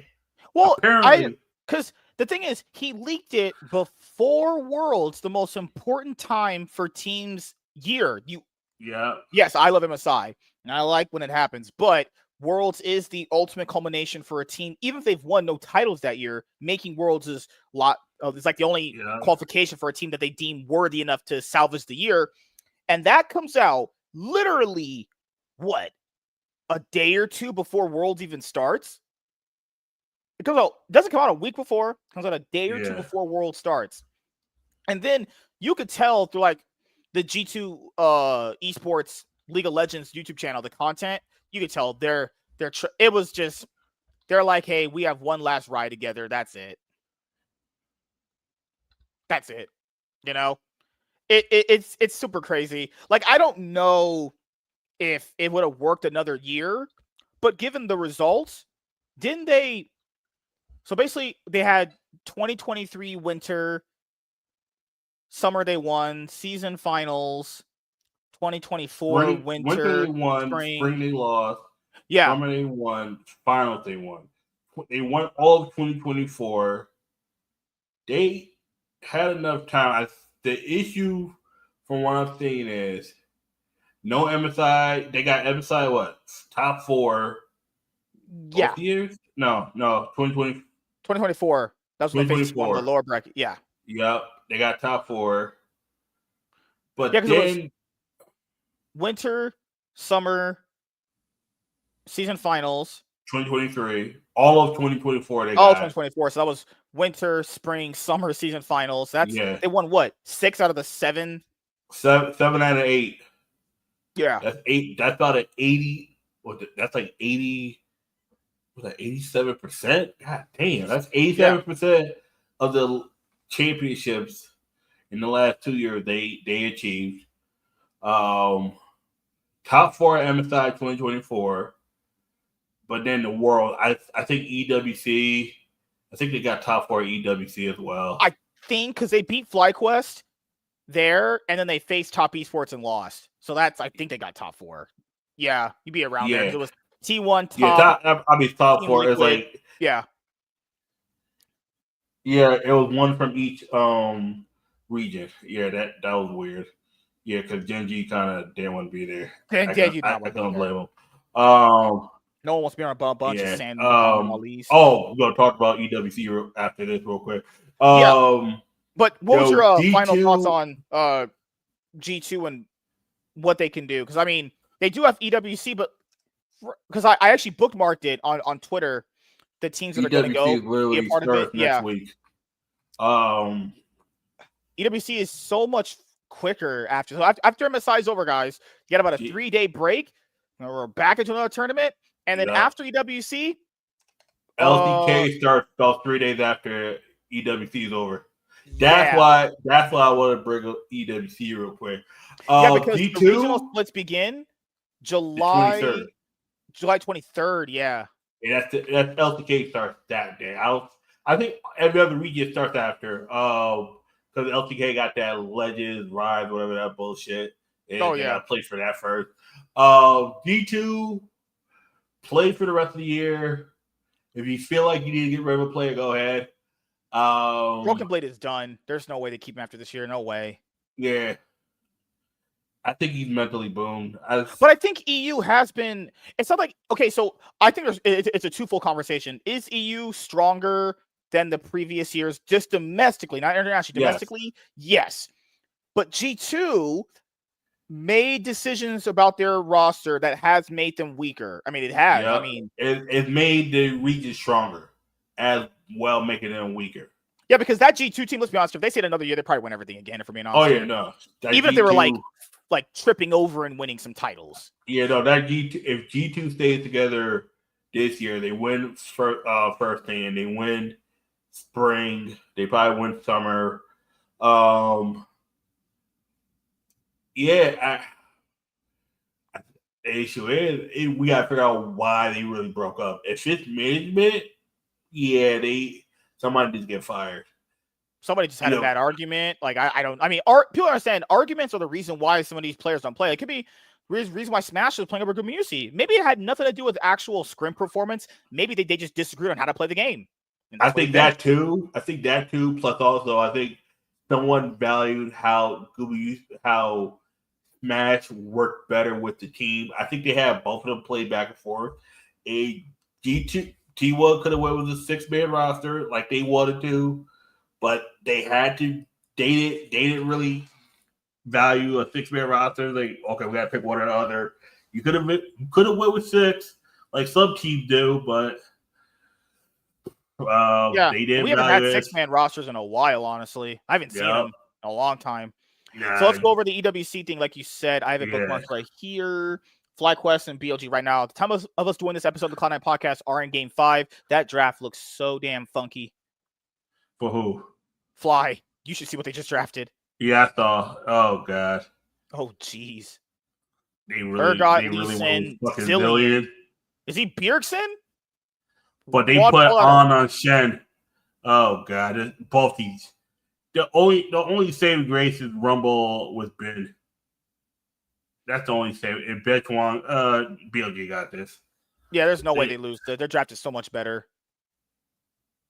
Unless Masu gets so beyond fed from resources put into him, there's no way. So, EWC. This is crazy. Victories, defeats, and many battles in the Rift. We'd like to welcome all of the League of Legends teams that have qualified for the Esports World Cup. This is kind of like the modern day version of an IEM. Do people count this or not? I don't know. It's basically like the team. What? Okay, it's all okay. I thought it was just 18. It's all wait. Oh yeah, Hanwha Life. Yeah, I forgot. Look at this. Genji, Hanwha Life, and T1 are at the event. It's It's the 10 teams from MSI plus Cloud9 and Hollow Life. Mm-hmm. Because Hollow Life, what? And it's, the reason why they're not called Anyone's Legend at this event, so basically to register for the event, Anyone's Legend had to register the account with their parent, with their parent company, which is called Anyone's Gamer. So that's why it's not Anyone's Legend. It's that this is essentially AL. It's a paperwork thing that made it be this way. But this is the thing. LCK is sending all their best teams. They might be a little hungover from going over. Hollow Life, mate. That's me. What if Hollow Life go and they lose? Fuck these. I'm telling you right now, it's more like going to be an LCK team in the finals. I wasn't questioning that. I would assume a fourth of the teams are LCK teams, and this shit's broken. Like, Genji, they're going to. One of these teams is about to be in the finals. Genji or T1, they're going to be tired of shit.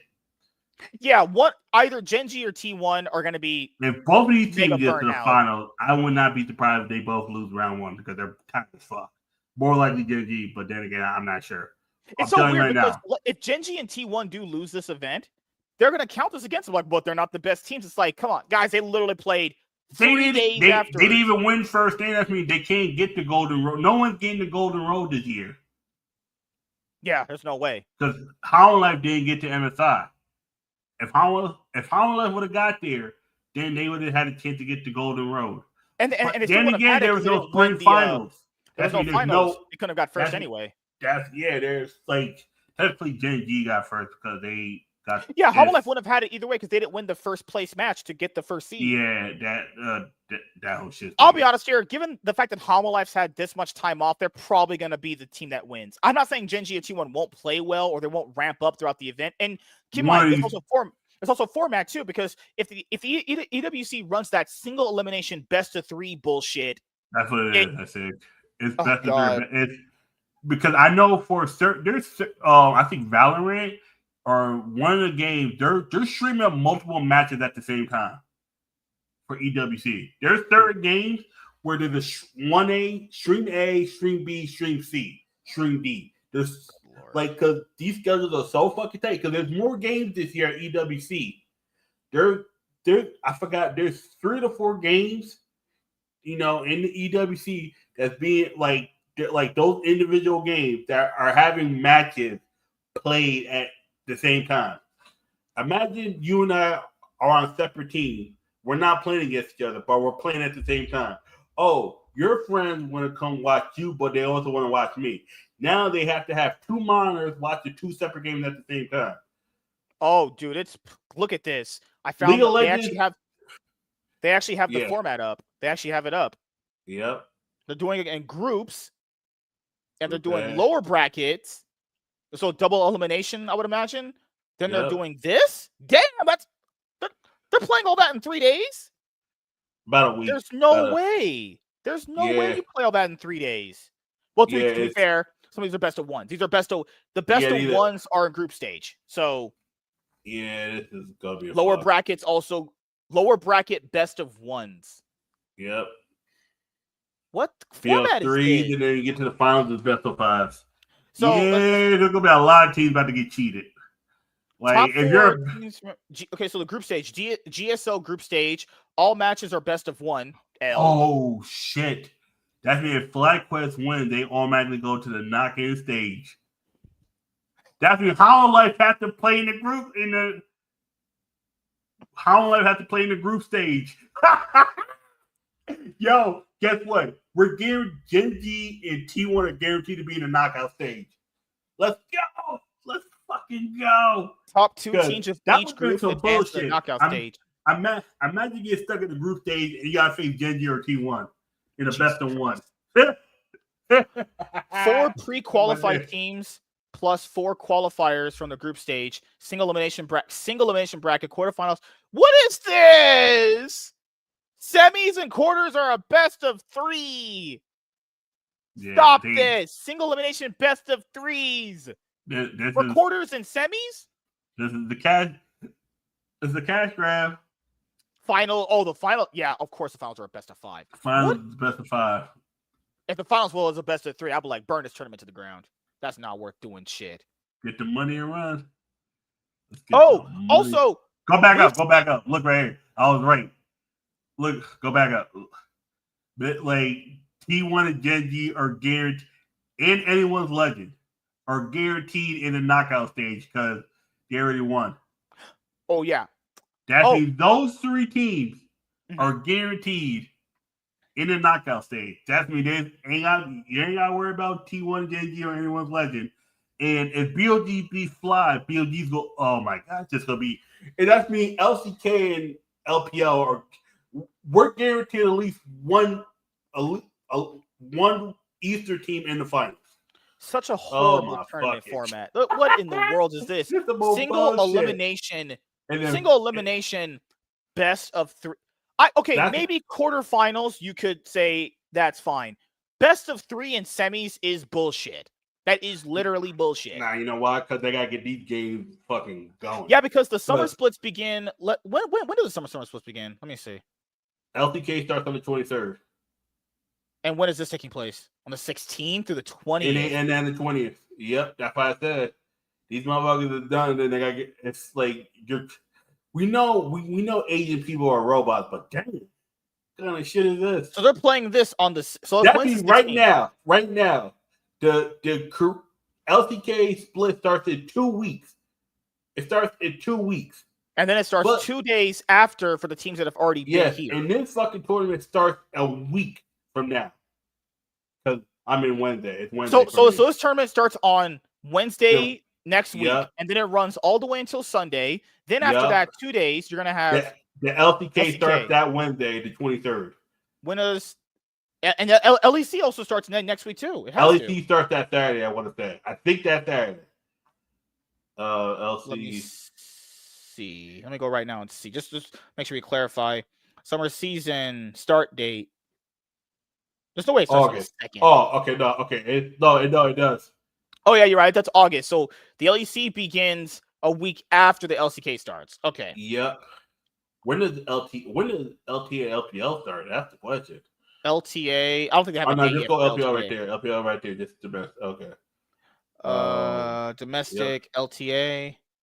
You're not right there. Just go down to. Oh, my bad. It was freezing for a sec. Froze for like 1 sec. Let's do split 3. Yeah. Split. The way 3. They got these names are all fucked up. They're all weird. Click here for more information. Oh, I don't want to watch fucking Brazil. Brazil's dookie shit. I think Split 3 begins on the 26th. That's me. It starts about a week after. It's the same week that LCK starts.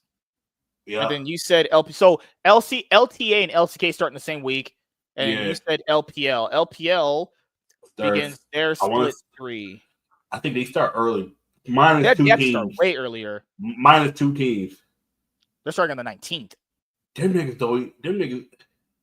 That means they're starting during EWC. No, yeah, because all the lower C teams start first. Yep, that makes sense.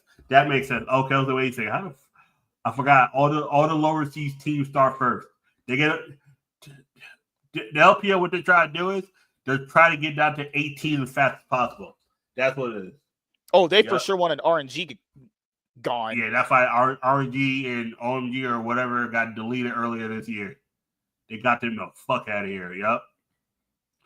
It's just so crazy that this has to.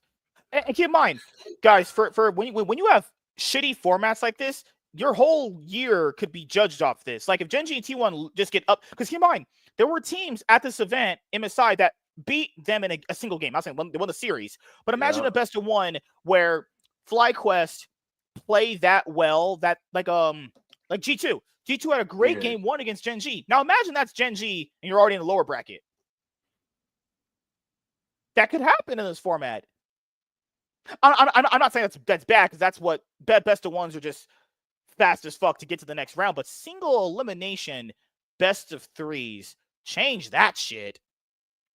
Because they're playing it all in the same. Because there's no lower bracket. Come on, there's no lower bracket for knockouts. So why not play a best of 5 then? I don't get it. Too fucking long. Not to play. There's too many games they're playing, and D2 League has because some of these other games don't have leagues. They just have World Cups and then they got semi-tournaments that are hosted every 3 to 4 months. Like, these motherfuckers got Street Fighter at EWC. That shit don't have a league. It got a bunch of motherfuckers in the basement that's like, oh, okay, cool. Whoever wins gets $1 million. That's what it is.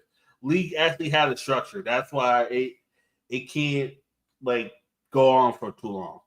Like LPL, it started while the shit's going on, but that's all the teams that didn't make the MSI. Yeah, but the teams that are at EWC wouldn't have played during that time frame anyway. No. So yeah, and then they won't play for the first week, more or less. Mm-hmm. Depending on how far they go. And if BLG wins this game against Fly, we're guaranteed all Western teams or all Eastern teams, or 4 out of 5 Eastern or 4 out of 5 main region Eastern teams in the knockout stage. And I feel bad for whoever has to face Hollow Life first. Ugh. And then best of one? Yeah, okay. Best of one, you get lucky, but Hollow Life ain't one of those teams. Because that's the thing is, you better be prepping the Dylan Falco G2 versus Gen G game 1 draft if you want to win game 1. And keep in mind, it's a best of 1, anything could happen. But it's just such a weird format. Oh, they won't play best of 5. GG's FlyQuest. I saw Zillion. I saw Zillion and I knew they lost. It's Zillion. I saw Nocturne Rumble. I was like, oh, you gave Ben Rumble? Okay, back it up. All right, cool. Next. My pickups are saved. Yep, exactly. And then as soon as I saw, Monka, GG's, pack them up, put FlyQuest in the bin. 5 days. So it's been 7 years since I'm finally on 107. I mean, it's hard to end on Shin. I mean, 1-0, 0-4-0. The only one that's actually doing good is Masu. Blue Shield's 0-4-1 on Leona. Pack him up. He's garbage. This nigga picked Leona to a. They picked Zillion in 2025.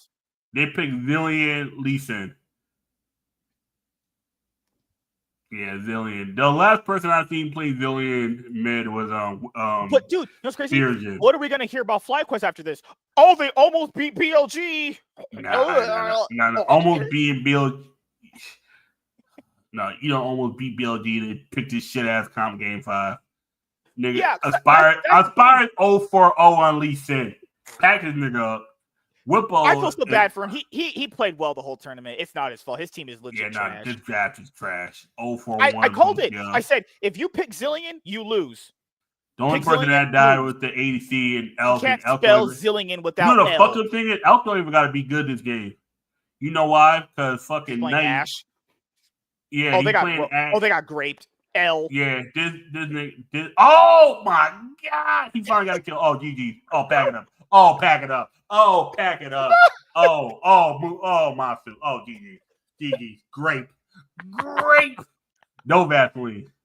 Just kidding. I would type that in the chat, but I don't know how fuck. I hate drafting at this tournament. It's so bad. Why did FlyQuest think that drafting Zillion against Galio would work? In scrims, if that worked, BLG weren't trying. They just said, fuck it. Lucian against Ashe and Shen. L. Lucian against Ashe and Shen. Yep. Why is there Zillion? Look at the top side. 0, not... Good lord. 0-7 to green. 0-7-0 to green. It don't even matter. 7-0. It's 0-7 top side. There and then BLG's top side is 7-0. Just polar opposite. You let this nigga Ben get rumbled? Yeah, okay. Fucking Zillion. You let this nigga get rumbled? Okay, yeah. I was surprised Rumble was still in the draft after 5 games. Yeah. That needs to be a permanent ban 1. Whoever the coaches are, you need to fire him for picking Zillion. And then, no way you will tell me there's no. Ash finally gets a good arrow. Yeah, there's no way you'll ever convince me there weren't better mid laners to pick over Zillion. No way. Yeah, and then y'all like. But guys, I heard NA was so good. This nigga Nate picked Alistar to troll, and this nigga 608. I fucking can't, man. It don't matter because 3 out of the 4 teams in the knockout stage are going to be Easter teams. It's going to be 4 out of this. I don't think FlyQuest. All Western teams are done after they lose right now. Once again, 5th place. Hold your head up high. Yeah, it's that thing where, well, they almost beat BLG in 5 games. No. Almost beat a team is when you lose in the last thing. Y'all niggas got your fucking face kicked in. So like, so we're doing this episode almost of the beat Cloud9 Mike podcast. Tyson. So we're doing this episode of the Cloud9 podcast. Okay, Whipple 0-2, then 0-5 with Inspired. That's 7. Then 2 Quad more 9. 0-2. Basu 1-1. So and Busio 1-10. They're 1-16. 1-16. 1-16-1. 1 assist.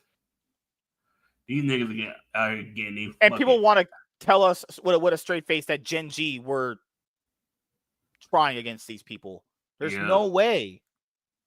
Maybe sometimes people have to understand these teams play loose with bad teams because they know they're not in any real danger. Plus, they play experimental comps to see if this shit works. How are like picking like in first stand against Team Liquid? What the fuck did they pick game 3 to try to get Team Liquid to win? And Team Liquid still lost. That's not a champion until level. Kale is not a champion until level 11. And Team Liquid still lost?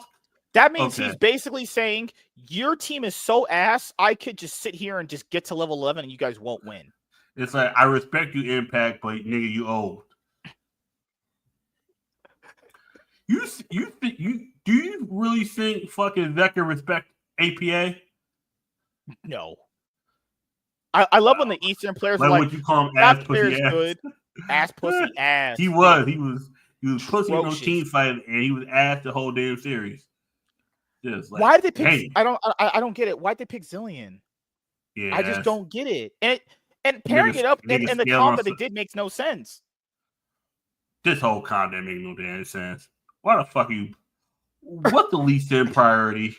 Lucian makes sense. Lucian makes sense. None else makes sense. They got God, dude. They got God. Oh, fuck you, but you gave Ben Rumble. Oh yeah, but throws. Like arm gets chunked out on Shen, doesn't matter. Because motherfuckers probably will get out of time anyway. You get hit with an arrow, it's over. Just surrender. This isn't FF.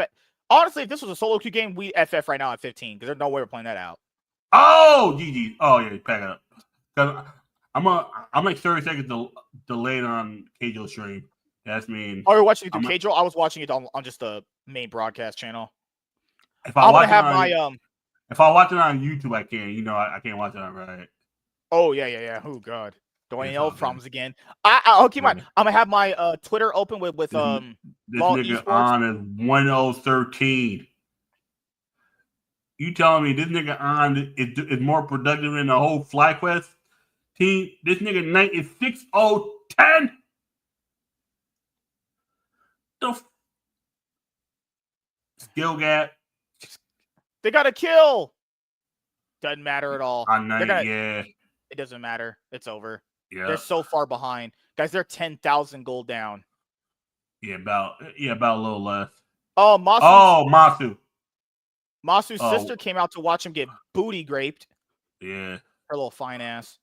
Yeah, she would for sure. She kind of does like that chick from LTA. Yeah, it's weird. Huh? Oh, that and not Scary Movie. Scream. Oh, Nev Campbell. Yeah. No. Melissa Barrera. Melissa Barrera. Yeah. Yeah. She was looking like her. Yeah. Oh, he almost hit the arrow. He almost got the arrow. Oh my god. It doesn't matter, dude. You know this game's over. 20-2. Jesus Christ. 11K gold. It's not even 25 minutes. If anyone watches Game 4, you would never believe they would throw this hard in Game 5. If you watched how well FlyQuest played Game 4, how in the world they could play that well Game 4 and then throw this hard in Game 5 is why I will never root for LTA teams. And people want to tell me straight to my face that Cloud9 would do better. Oh hell no! Cloud9 wouldn't have got this far. Yeah, they're probably gonna lose this. Cloud9 was worse than CFO. Cloud9 would have lost to CFO. Oh, yeah. Oh, on. You're off. You You're had off. to curse him. You caster cursed him. On, you're off. Oh, yeah, off. The nigga off. He's off. He's off again. He's off his rockers. The fuck? Why did you face check that? Damn it. Oh, God. But no, It don't even I'm fucking still in matter. this. I just need BLG to win against Animus Legend, and then I need Genji to beat T1, and then I need them to lose against T1, and then I'm good to go. Imagine if T1 beats Genji and they are in the lower bracket, then BLG is for sure fucked. That fucked up my whole goddamn thing. I need T1 to lose to Genji in the upper bracket finals, and I need them to beat them in the grand finals. Good luck with that. Yes. Yeah. Yeah, we're just wasting our time looking at this. There's no way they can make a comeback. They're getting railed in the ass. Okay, arm throwing again. Off. Everyone's just typing in off. Off. Yeah, nigga, off. Off. Someone said brother on. Off. Like, you know, they made the memes like, oh, Kanye East, you know, you got Drake on one side, Josh on the other, on, off, nigga, off. Because keep in mind, they were almost able to make a comeback in game 2 when they threw that game 2 or 3, but that's when they had Gangplank. Gangplank can turn a game around with a nice ult because he can scale. Game 3. That was game 3. Yeah, they don't have who scale. No one scales on their team. Nope. These are all early game champions. And why in the world would they rest potentially the final game of their season with no scaling? If I'm in a game 5, I'm going all scaling because I believe the game was going to go 30 minutes at least. There's no late game insurance policy for FlyQuest in this draft. So if things do go bad, we have something that we have in our back pocket. Well, Busio was engaging onto On and did nothing. And then now is overextended and is going to die. Yep. Arrow. Grape. Dead. Wait, the Zillion revive. Oh, God. It's over. Like, the LTA is just a 2-team region. It's just FlyQuest and Cloud9. Mostly FlyQuest. With sometimes Team Liquid showing up, but not really. You mean Team Ass Pussy Ass? Yeah, that too. But don't worry, man. They finally bet Dumpy. They have whatever. What's his name now? UC? UG, whatever. Yeah. But now can you not retire Impact? He had no impact this either. This is such draft gap. Like, this is bullshit. Yeah, GG's. I mean, I wanted BLG to win for my pick'ems, but FlyQuest, I wasn't gonna pick them regardless anyway. I wanted BLG to win because of pickups too, but I wanted it to be more competitive. This ain't competitive. This is like a boxer who could go 12 rounds versus a boxer that could only go 6. Yeah, and he did that 12th round and realized because people will tell you, but they were competitive at moments in the series. Yeah, but did they win? Did they win? Because the moment you needed them, they choked. But they're like, but Genji brought FlyQuest brought Genji to fight. Did they win? Did I see W on the board? But that was with the old team, not a new team. Yeah, that was a different Genji too. Now that wouldn't happen against this Genji. There's no way. There's absolutely no way. Damn, Dilly gone. Dilly could have saved himself. GG. Oh, Busio, you're trash. Oh, damn, Black man. They have families. No, BLG, leave alone. They have families. They don't. Black lives matter. No, White lives matter. No, not. It's over. Anyone's life matters. Nah, I don't get it. Oh yeah. Oh, GG. Nope, bring that ass. Someone typed damn. Airport. The chat was like airport speed run. Yeah. Why? This literally was an airport. People can't deny this. This was an airport speed run draft. Fly home quest. Then they put all their eggs into Masu's basket. That was actually a great kick from Inspire, but it doesn't matter. They're too far behind. They're just way too far behind. And the Masu just cut. Oh man, this is just. And Inspire got that pick on Ash, but it don't matter. You're just. Yeah, GG's. Why did Whippo knows it's over? His brain is fried. I just don't get the draft. I really just don't get it at all. Yeah, BLG now. Okay, easy. Niggas just objective farming now. They're like, oh, it's 28 minutes and we're already up 15,000 gold. It's 28 minutes. They're already 15K old, 15K up. 28 kills in 28 minutes. What the fuck? Is this game over? Because this should have been over like 5-10 minutes ago. BLG just playing with their food. They're just ego flexing now. FlyQuest can't do nothing. Their composition, they have no engage. Getting all the kills. They have who's your 094? The fuck out of Leona. He about to be 010-4. He getting 10 kills. This nigga got more deaths than LeBron. Boozio's about to go in right now. BLG just need to end the game. Just to finish it up. The series is over. FlyQuest, they had some good moments here and there. But just like against Gen G, having a few good moments here and there doesn't equal you win a series. It's just how it works. NA hasn't beaten LPL in a best of 5 since Team Liquid beat IG at MSI 2019. 7 years? 6 years ago, and then lose to G2 in the finals. Yep. Absolutely crazy. But hey, this is what NA's proud of. But we're not EU, though. Congrats. You're not more trash. Yeah, niggas still lost. It don't matter. Neither y'all won. Someone basically put NA versus EU as clown versus clown. But I'm gonna tell you this, at least G2 got top 4 last year. Where y'all niggas get 5th. At least G2 last year beat an LPL team in a best of 5. At least at least we beat an LPL team 3-0. FlyQuest was out of the tournament and play-ins last year. Just get doggy styled by Faker. Niggas got bent over by T1. They got bent over by PSG. God damn. Y'all let a bunch of French, Korean, Vietnamese niggas beat you? This is why I can never have faith in NA teams, because they do this so often, and that's why I'll never have faith in them. They just troll draft. Not the troll draft and pick shit they know is bad. Who convinced players that Zilling in Game 5 is good? Who convinced them of that? No one did. Who convinced? Who the fuck was like, oh, let's let Ben have Rumble Game 5? Like, really? I just Quad gone. Quad gone. Inspired side. I can't blame Inspired. It's Inspired in 4 wards. God damn, Bucio got 10 deaths. 10-4. This nigga trash. Near airport. This nigga KDA is garbage. I'm going on Law Esports right now and typing this shit out live in front of you guys. Live. We doing this shit live. I'm a roast of FlyQuest. Hate this fucking region, man. I absolutely despise it. I hate it so much. I'm going refresh. Yeah. Quad, stay your ass up, Quad. Hurry the fuck up. These Chinese motherfuckers got places to go and bitches to fuck. Except for Ben, who's a robot. I think Ben look alive in this fucking game. God, this nigga was 909 on Rumble. Who the fuck said, oh, let's give Ben Rumble? Who thought that was a good idea?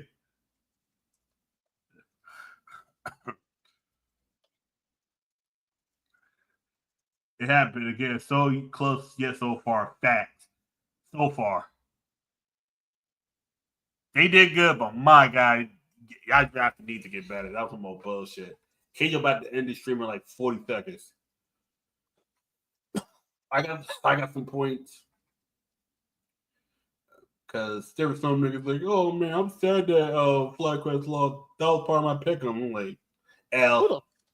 If you got that far into pick'ems and you actually trusted NA to win against the LPL team in 2025, you deserve to have your shit lost. I will never bet for NA in my entire life unless this guy said, man, I have FlyQuest my top 3. I was like, L. Fuck you. L. Nigga, that's me. You have FlyQuest getting to the lower bracket finals and losing to T1. Okay. At least you know 2 LCK teams will be in the finals. Because, yeah. He said, oh, Genji's the best team by far. No fucking shit it is. What the fuck you mean? I just don't get it. If Gen G T1 anyone's Domination in legend, Game 5, 3-2. I can't wait to have these blow up for my notifications.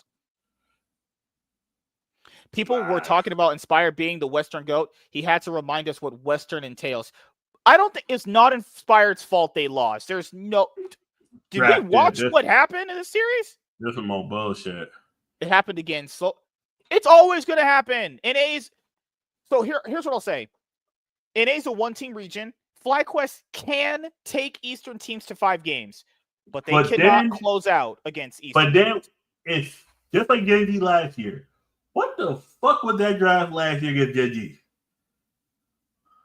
Always, yeah. Why were they letting some players get certain? Wait, go back.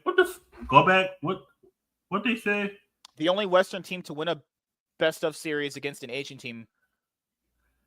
And y'all niggas still lost. Where y'all at this year? Yeah, y'all. They won against an LCP team, a Taiwanese team. They did not win. These two beat an LCP team.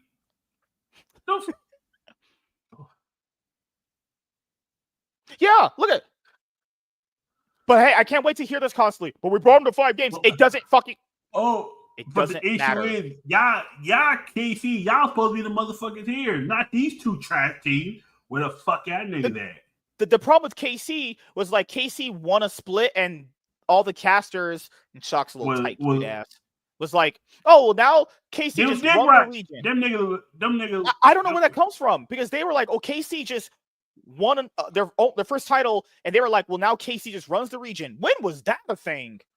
After winning one title, the dominance over G2, and then them niggas could have knocked out G2 again, who looked weak, and they chose Koi and got fucked. Them niggas they are the European version of KT. You chose a team you thought was weaker. Oh, G2 scales up. Koi scales up. You got fucked by Koi, not once but twice. I can't wait to talk to what's her name, Lao. Oh god, I can't wait to talk to her. Oh gosh, she's so pretty. I might fold on that show. I'll be like, "Ayo, girl, what it tastes like." No, nigga, you will fold. That's why you need someone that needs to. What do you mean? Sure you're gonna ask her if she got a friend? No, I'm gonna ask her that off stream. I'm not asking her on stream. What the fuck? I'm gonna be like, "Ayo, girl, bonita taco la masita." No, you eat. That's that bullshit. That's that bullshit I be talking about. You don't need to do that shit. What you need to do is shut the fuck up. Have a set of questions you need to ask her. Have a time limit. I can rizz up these women. It's easy. No. Fuck. See, that's your problem. You sing with your dick too damn much. Stop rizzing. Damn. Stop trying to rizz some women, man. Just have an interview. Let your interview skills be the one that attract them, not you try to use some bullshit. I promise I'm not gonna throw. There's no way I'll throw that hard. The issue is you say that and then you don't know what the fuck you're gonna say. You're gonna say some bullshit. I need to go to LTA. I need to go to the LTA account. What you need to do just we're watching. Okay, well, what you do today? Right. How long do you want the interview to be? At least 30 minutes, 45 minutes? I was gonna be like an hour, probably. She's gonna talk about League forever. Okay. You need to have a set of questions, like 3 or 4 questions that's gonna get her to engage. Her talk about League, how she got into League, what's her favorite team, what's her favorite role, I would say position, but not like that. You can't be sexual. I'm not. I promise. You have to invite her to a stream where it's not League specific before you can do that. And then you gotta meet. Sometimes you might have to meet the individual person to gauge how they are. What is FlyQuest? Give me 1 second here. FlyQuest were talking mad shit. They were talking. I seen y'all motherfuckers talking shit. What did y'all say? Everyone's quiet now. They said it right here. They said, what did they say? Twitter, you pretty quiet now? No, you quiet now? You quiet? Yeah. You home? Airport speed run? You airport speed running this bitch? Get the fuck out of here.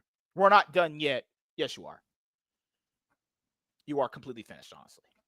Yeah. They said best of 7. Get the fuck out of it. Nah, nigga, you lost in 5. Guess what? Best of 7, you still losing 6. Fuck you mean? If not that, you go to 7 games, guess what? Ben's gonna pull out motherfucking Kenan top and fuck you. You really want Ben pull out Kenan? And just Dude, this ain't a real account. that's a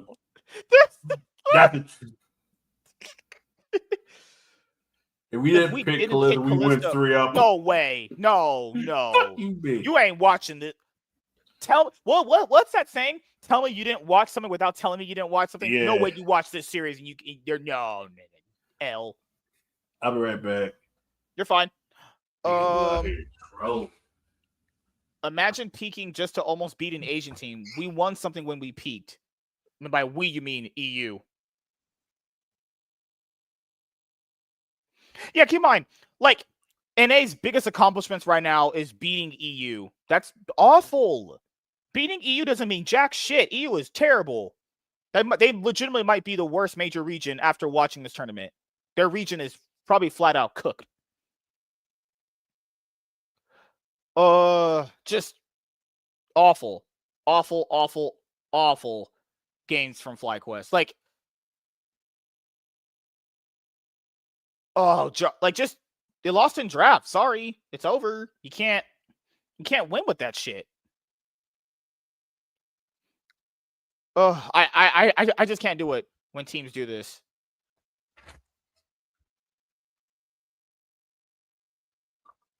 So heartbreaking. Brutal end to a great series from FlyQuest. Had they been able to close Game 3, this Game 5 could have been avoided entirely. Huge credit to Knight, who completely ran over this game. Big performance when the team needed it the most. Oh, God. Oh, such. I just said they lost in draft, and she said, "Yep, we can't say it wasn't a brave draft. Whether it would have been good is another story." In my opinion, it wasn't the right draft for a game 5. Put a pop over the MT. Have you heard of right-clicking, motherfucker? Do you live in 2025? But sometimes you got a typewriter on your trash computer? What the hell? Yes, nigga. God. You gotta make sure you spell everything right in front of these ladies, man. You don't want to be the. What do you mean? What are you saying? He's typing like a man. You know this girl will be like, "Oh, he's cool, but he don't know how to spell it." Next, you know, oh, the nappy-headed Negro. That's what they gonna call you, man. I'll just tell her I could see you with me. Trash. Throw that shit in trash. Riz. Oh, I told this to FlyQuest.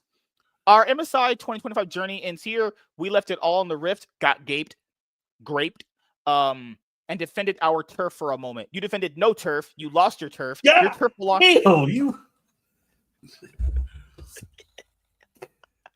You better get big. They about to block you. They're gonna block you after that duty shit. Was I wrong though? It should have been awful guys on taking an ass like titty, no baby oil. Or just tell them to take that.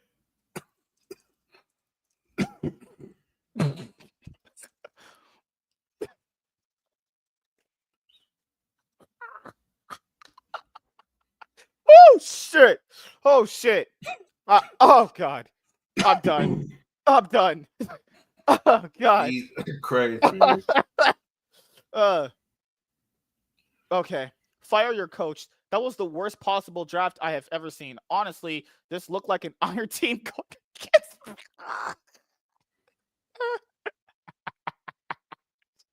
against.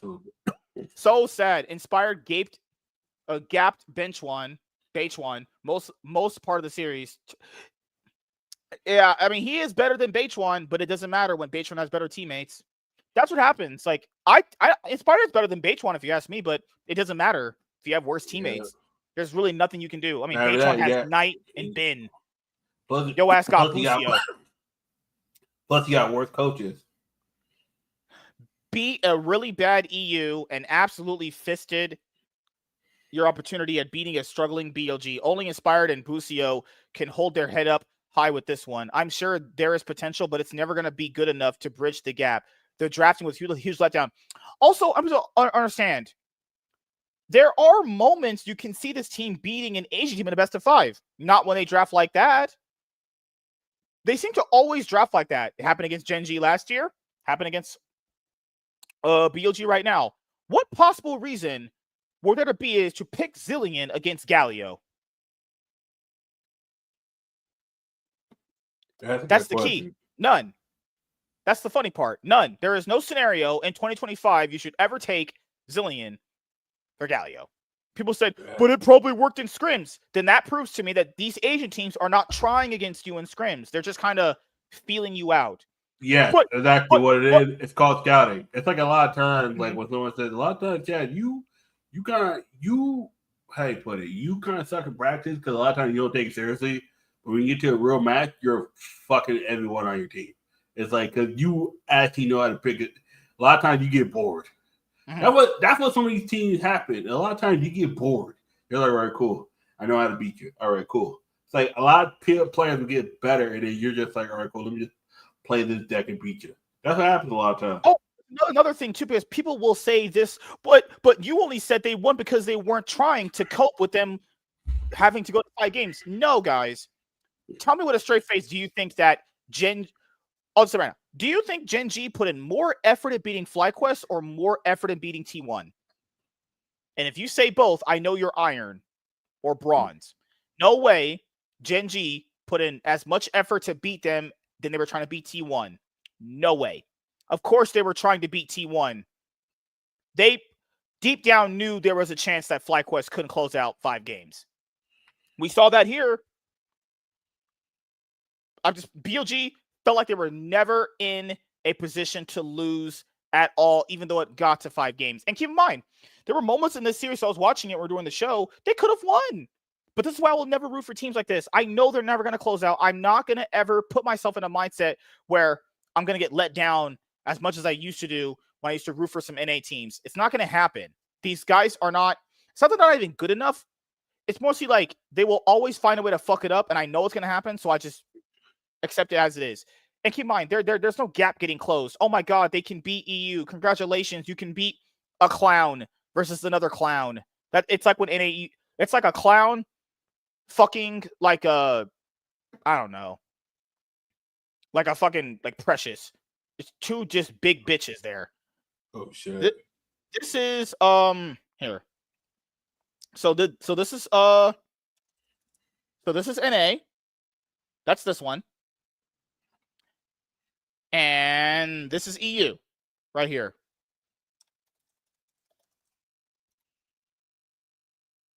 And that's it. And that's who they are. These are because clowns versus clowns.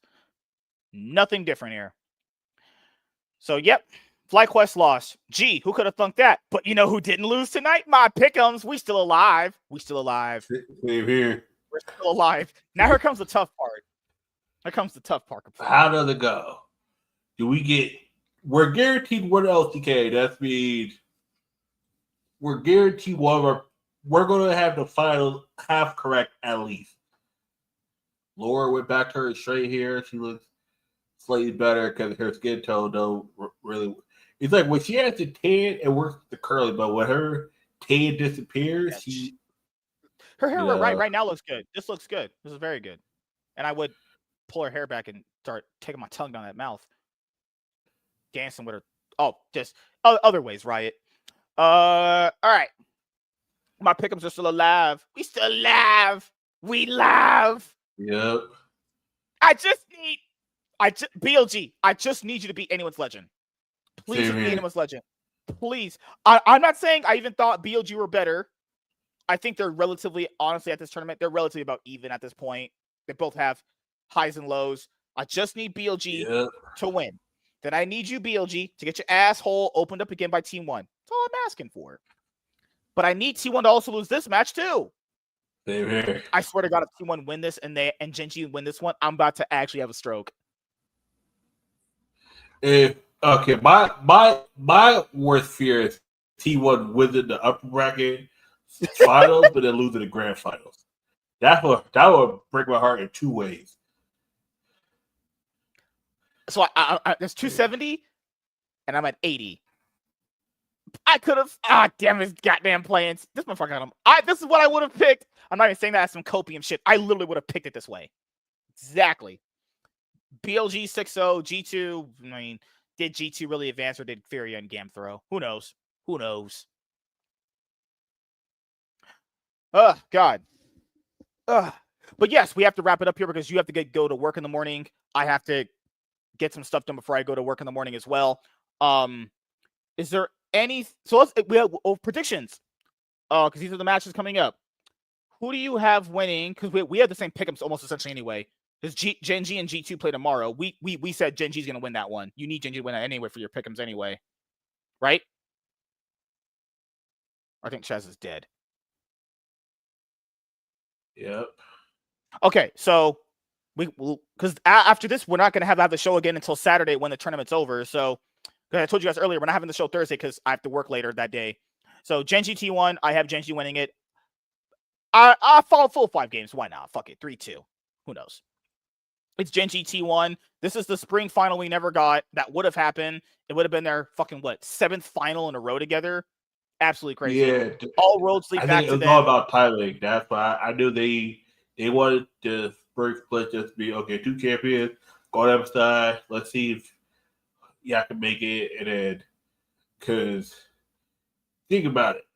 They're playing all these games, and then they got to go right to EWC, and then they got to go back and play the LCK summer split or whatever that group stage is. These two dudes are going to be burnt the fuck out. Shit. God, yeah, that's a lot of league. And it's crazy because teams will get 2 months off and be like, yeah, man, I miss playing the season. Weren't you guys complaining that you were burnt out in the middle part of the season? These people are weird some days. So Gen G T1, I have Gen G winning this. I have Gen G never losing a match, winning everything. This will probably be a 5-game series, and this one will probably be a 3-0. Who knows? This one might be a 3-0, and this one might be 5 games. Yeah. Either way, I think the series are going to go 3-0, 3-2. Lower bracket, I have BLG winning. I need BLG to win. Here. God, please, BLG win. Please. I need you. I need Wang Ching Chong Chow Mein. BLG, I watched Rush Hour growing up. I love Jackie Chan. I need you to come through for me. Please. Do you understand the words that are coming out of my mouth? Please, BLG. Yo, did you see that on TV? They put a disclaimer saying this is they come from the what the fuck? Such from a soft snowflake ass people. Damn, motherfuckers like, oh, they can't say that. It's like some of the biggest snowflake ass motherfuckers out there. I was like, see, y'all niggas, I know y'all niggas would like. It's gotta be like the early 2000s.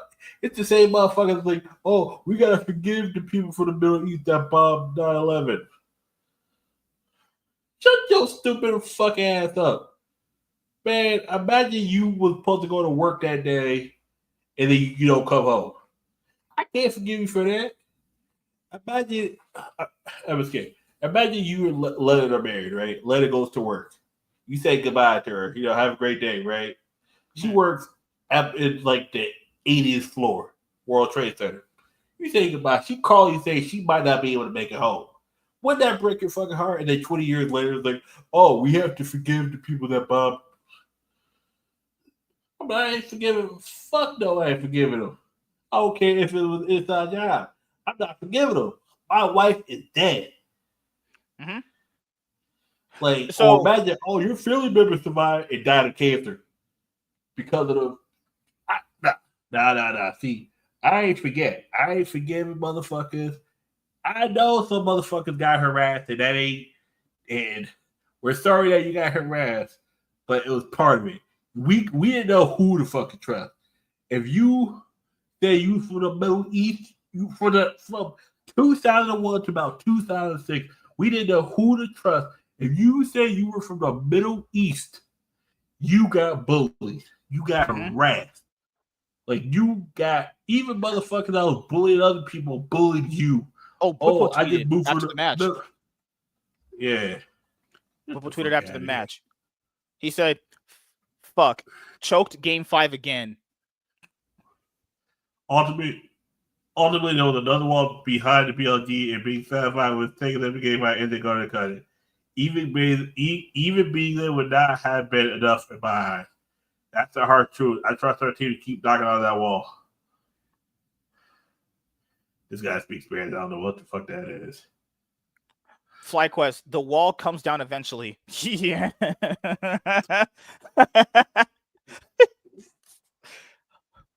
Copium so hard on these teams. Else. Someone said if they didn't throw game 3, then they would win. This is the problem. Still would have won the game 5. It probably would have been the opposite. The problem here is they just can't stop throwing. They don't stop throwing at all. When do they stop throwing? Please, someone tell me when it stops. They had a really good comp in game 3. Still can't win.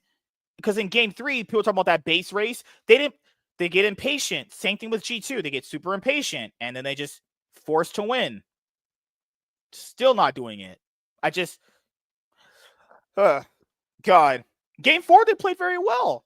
So it didn't even matter if they threw in, if they could have clutched it out game 3 based off On was throwing his ass off in that Nautilus game. That man wasn't trying in that Nautilus game. No way you can 210. No, I'm good. So we're going to wrap it up here. Wanted to make sure we had a nice big episode of the Cloud9 podcast to return to after not being able to do the show for a week. The next episode of the show for this week coming up will be on Saturday after we watch the finals. Probably have a watch party on Rumble. We're going to have a watch party for the finals for MSI 2025 on Rumble and X. No YouTube. I learned my lesson. No more. I'm done. It's okay. After doing that watch party, then we're going to have the Cloud9 podcast to talk about the finals matchup and everything like that. And the next episode will be on Saturday around 8 p.m. PST, pretty much after the finals, actually. And then the next time you will see this show, we'll have to see when EWC starts. That way we could talk about, recapping MSI and then talking about, previewing EWC 2025. Is there anything else you want to say before we head out? You still not doing any like YouTube videos, right? You're just taking a break still? Not at the moment. All right. So as you guys know from myself, Wednesday panel show about 6 p.m. PST is when we're going to have the panel show. And then Thursday, there's no show. I'm just going to stream League potentially when I get home after work. Friday, me and Lunchbox Warren again. Saturday, watch party. Then this show. And then Sunday, Professor Savage Dad and me will start our show back up again on Sunday. So we'll see you guys later. Have a great rest of your week and have a great weekend, everybody. And we'll see you guys on Saturday for the watch party and the second episode of the Cloud9 podcast. Thank you guys for checking out this episode of the Cloud9 podcast.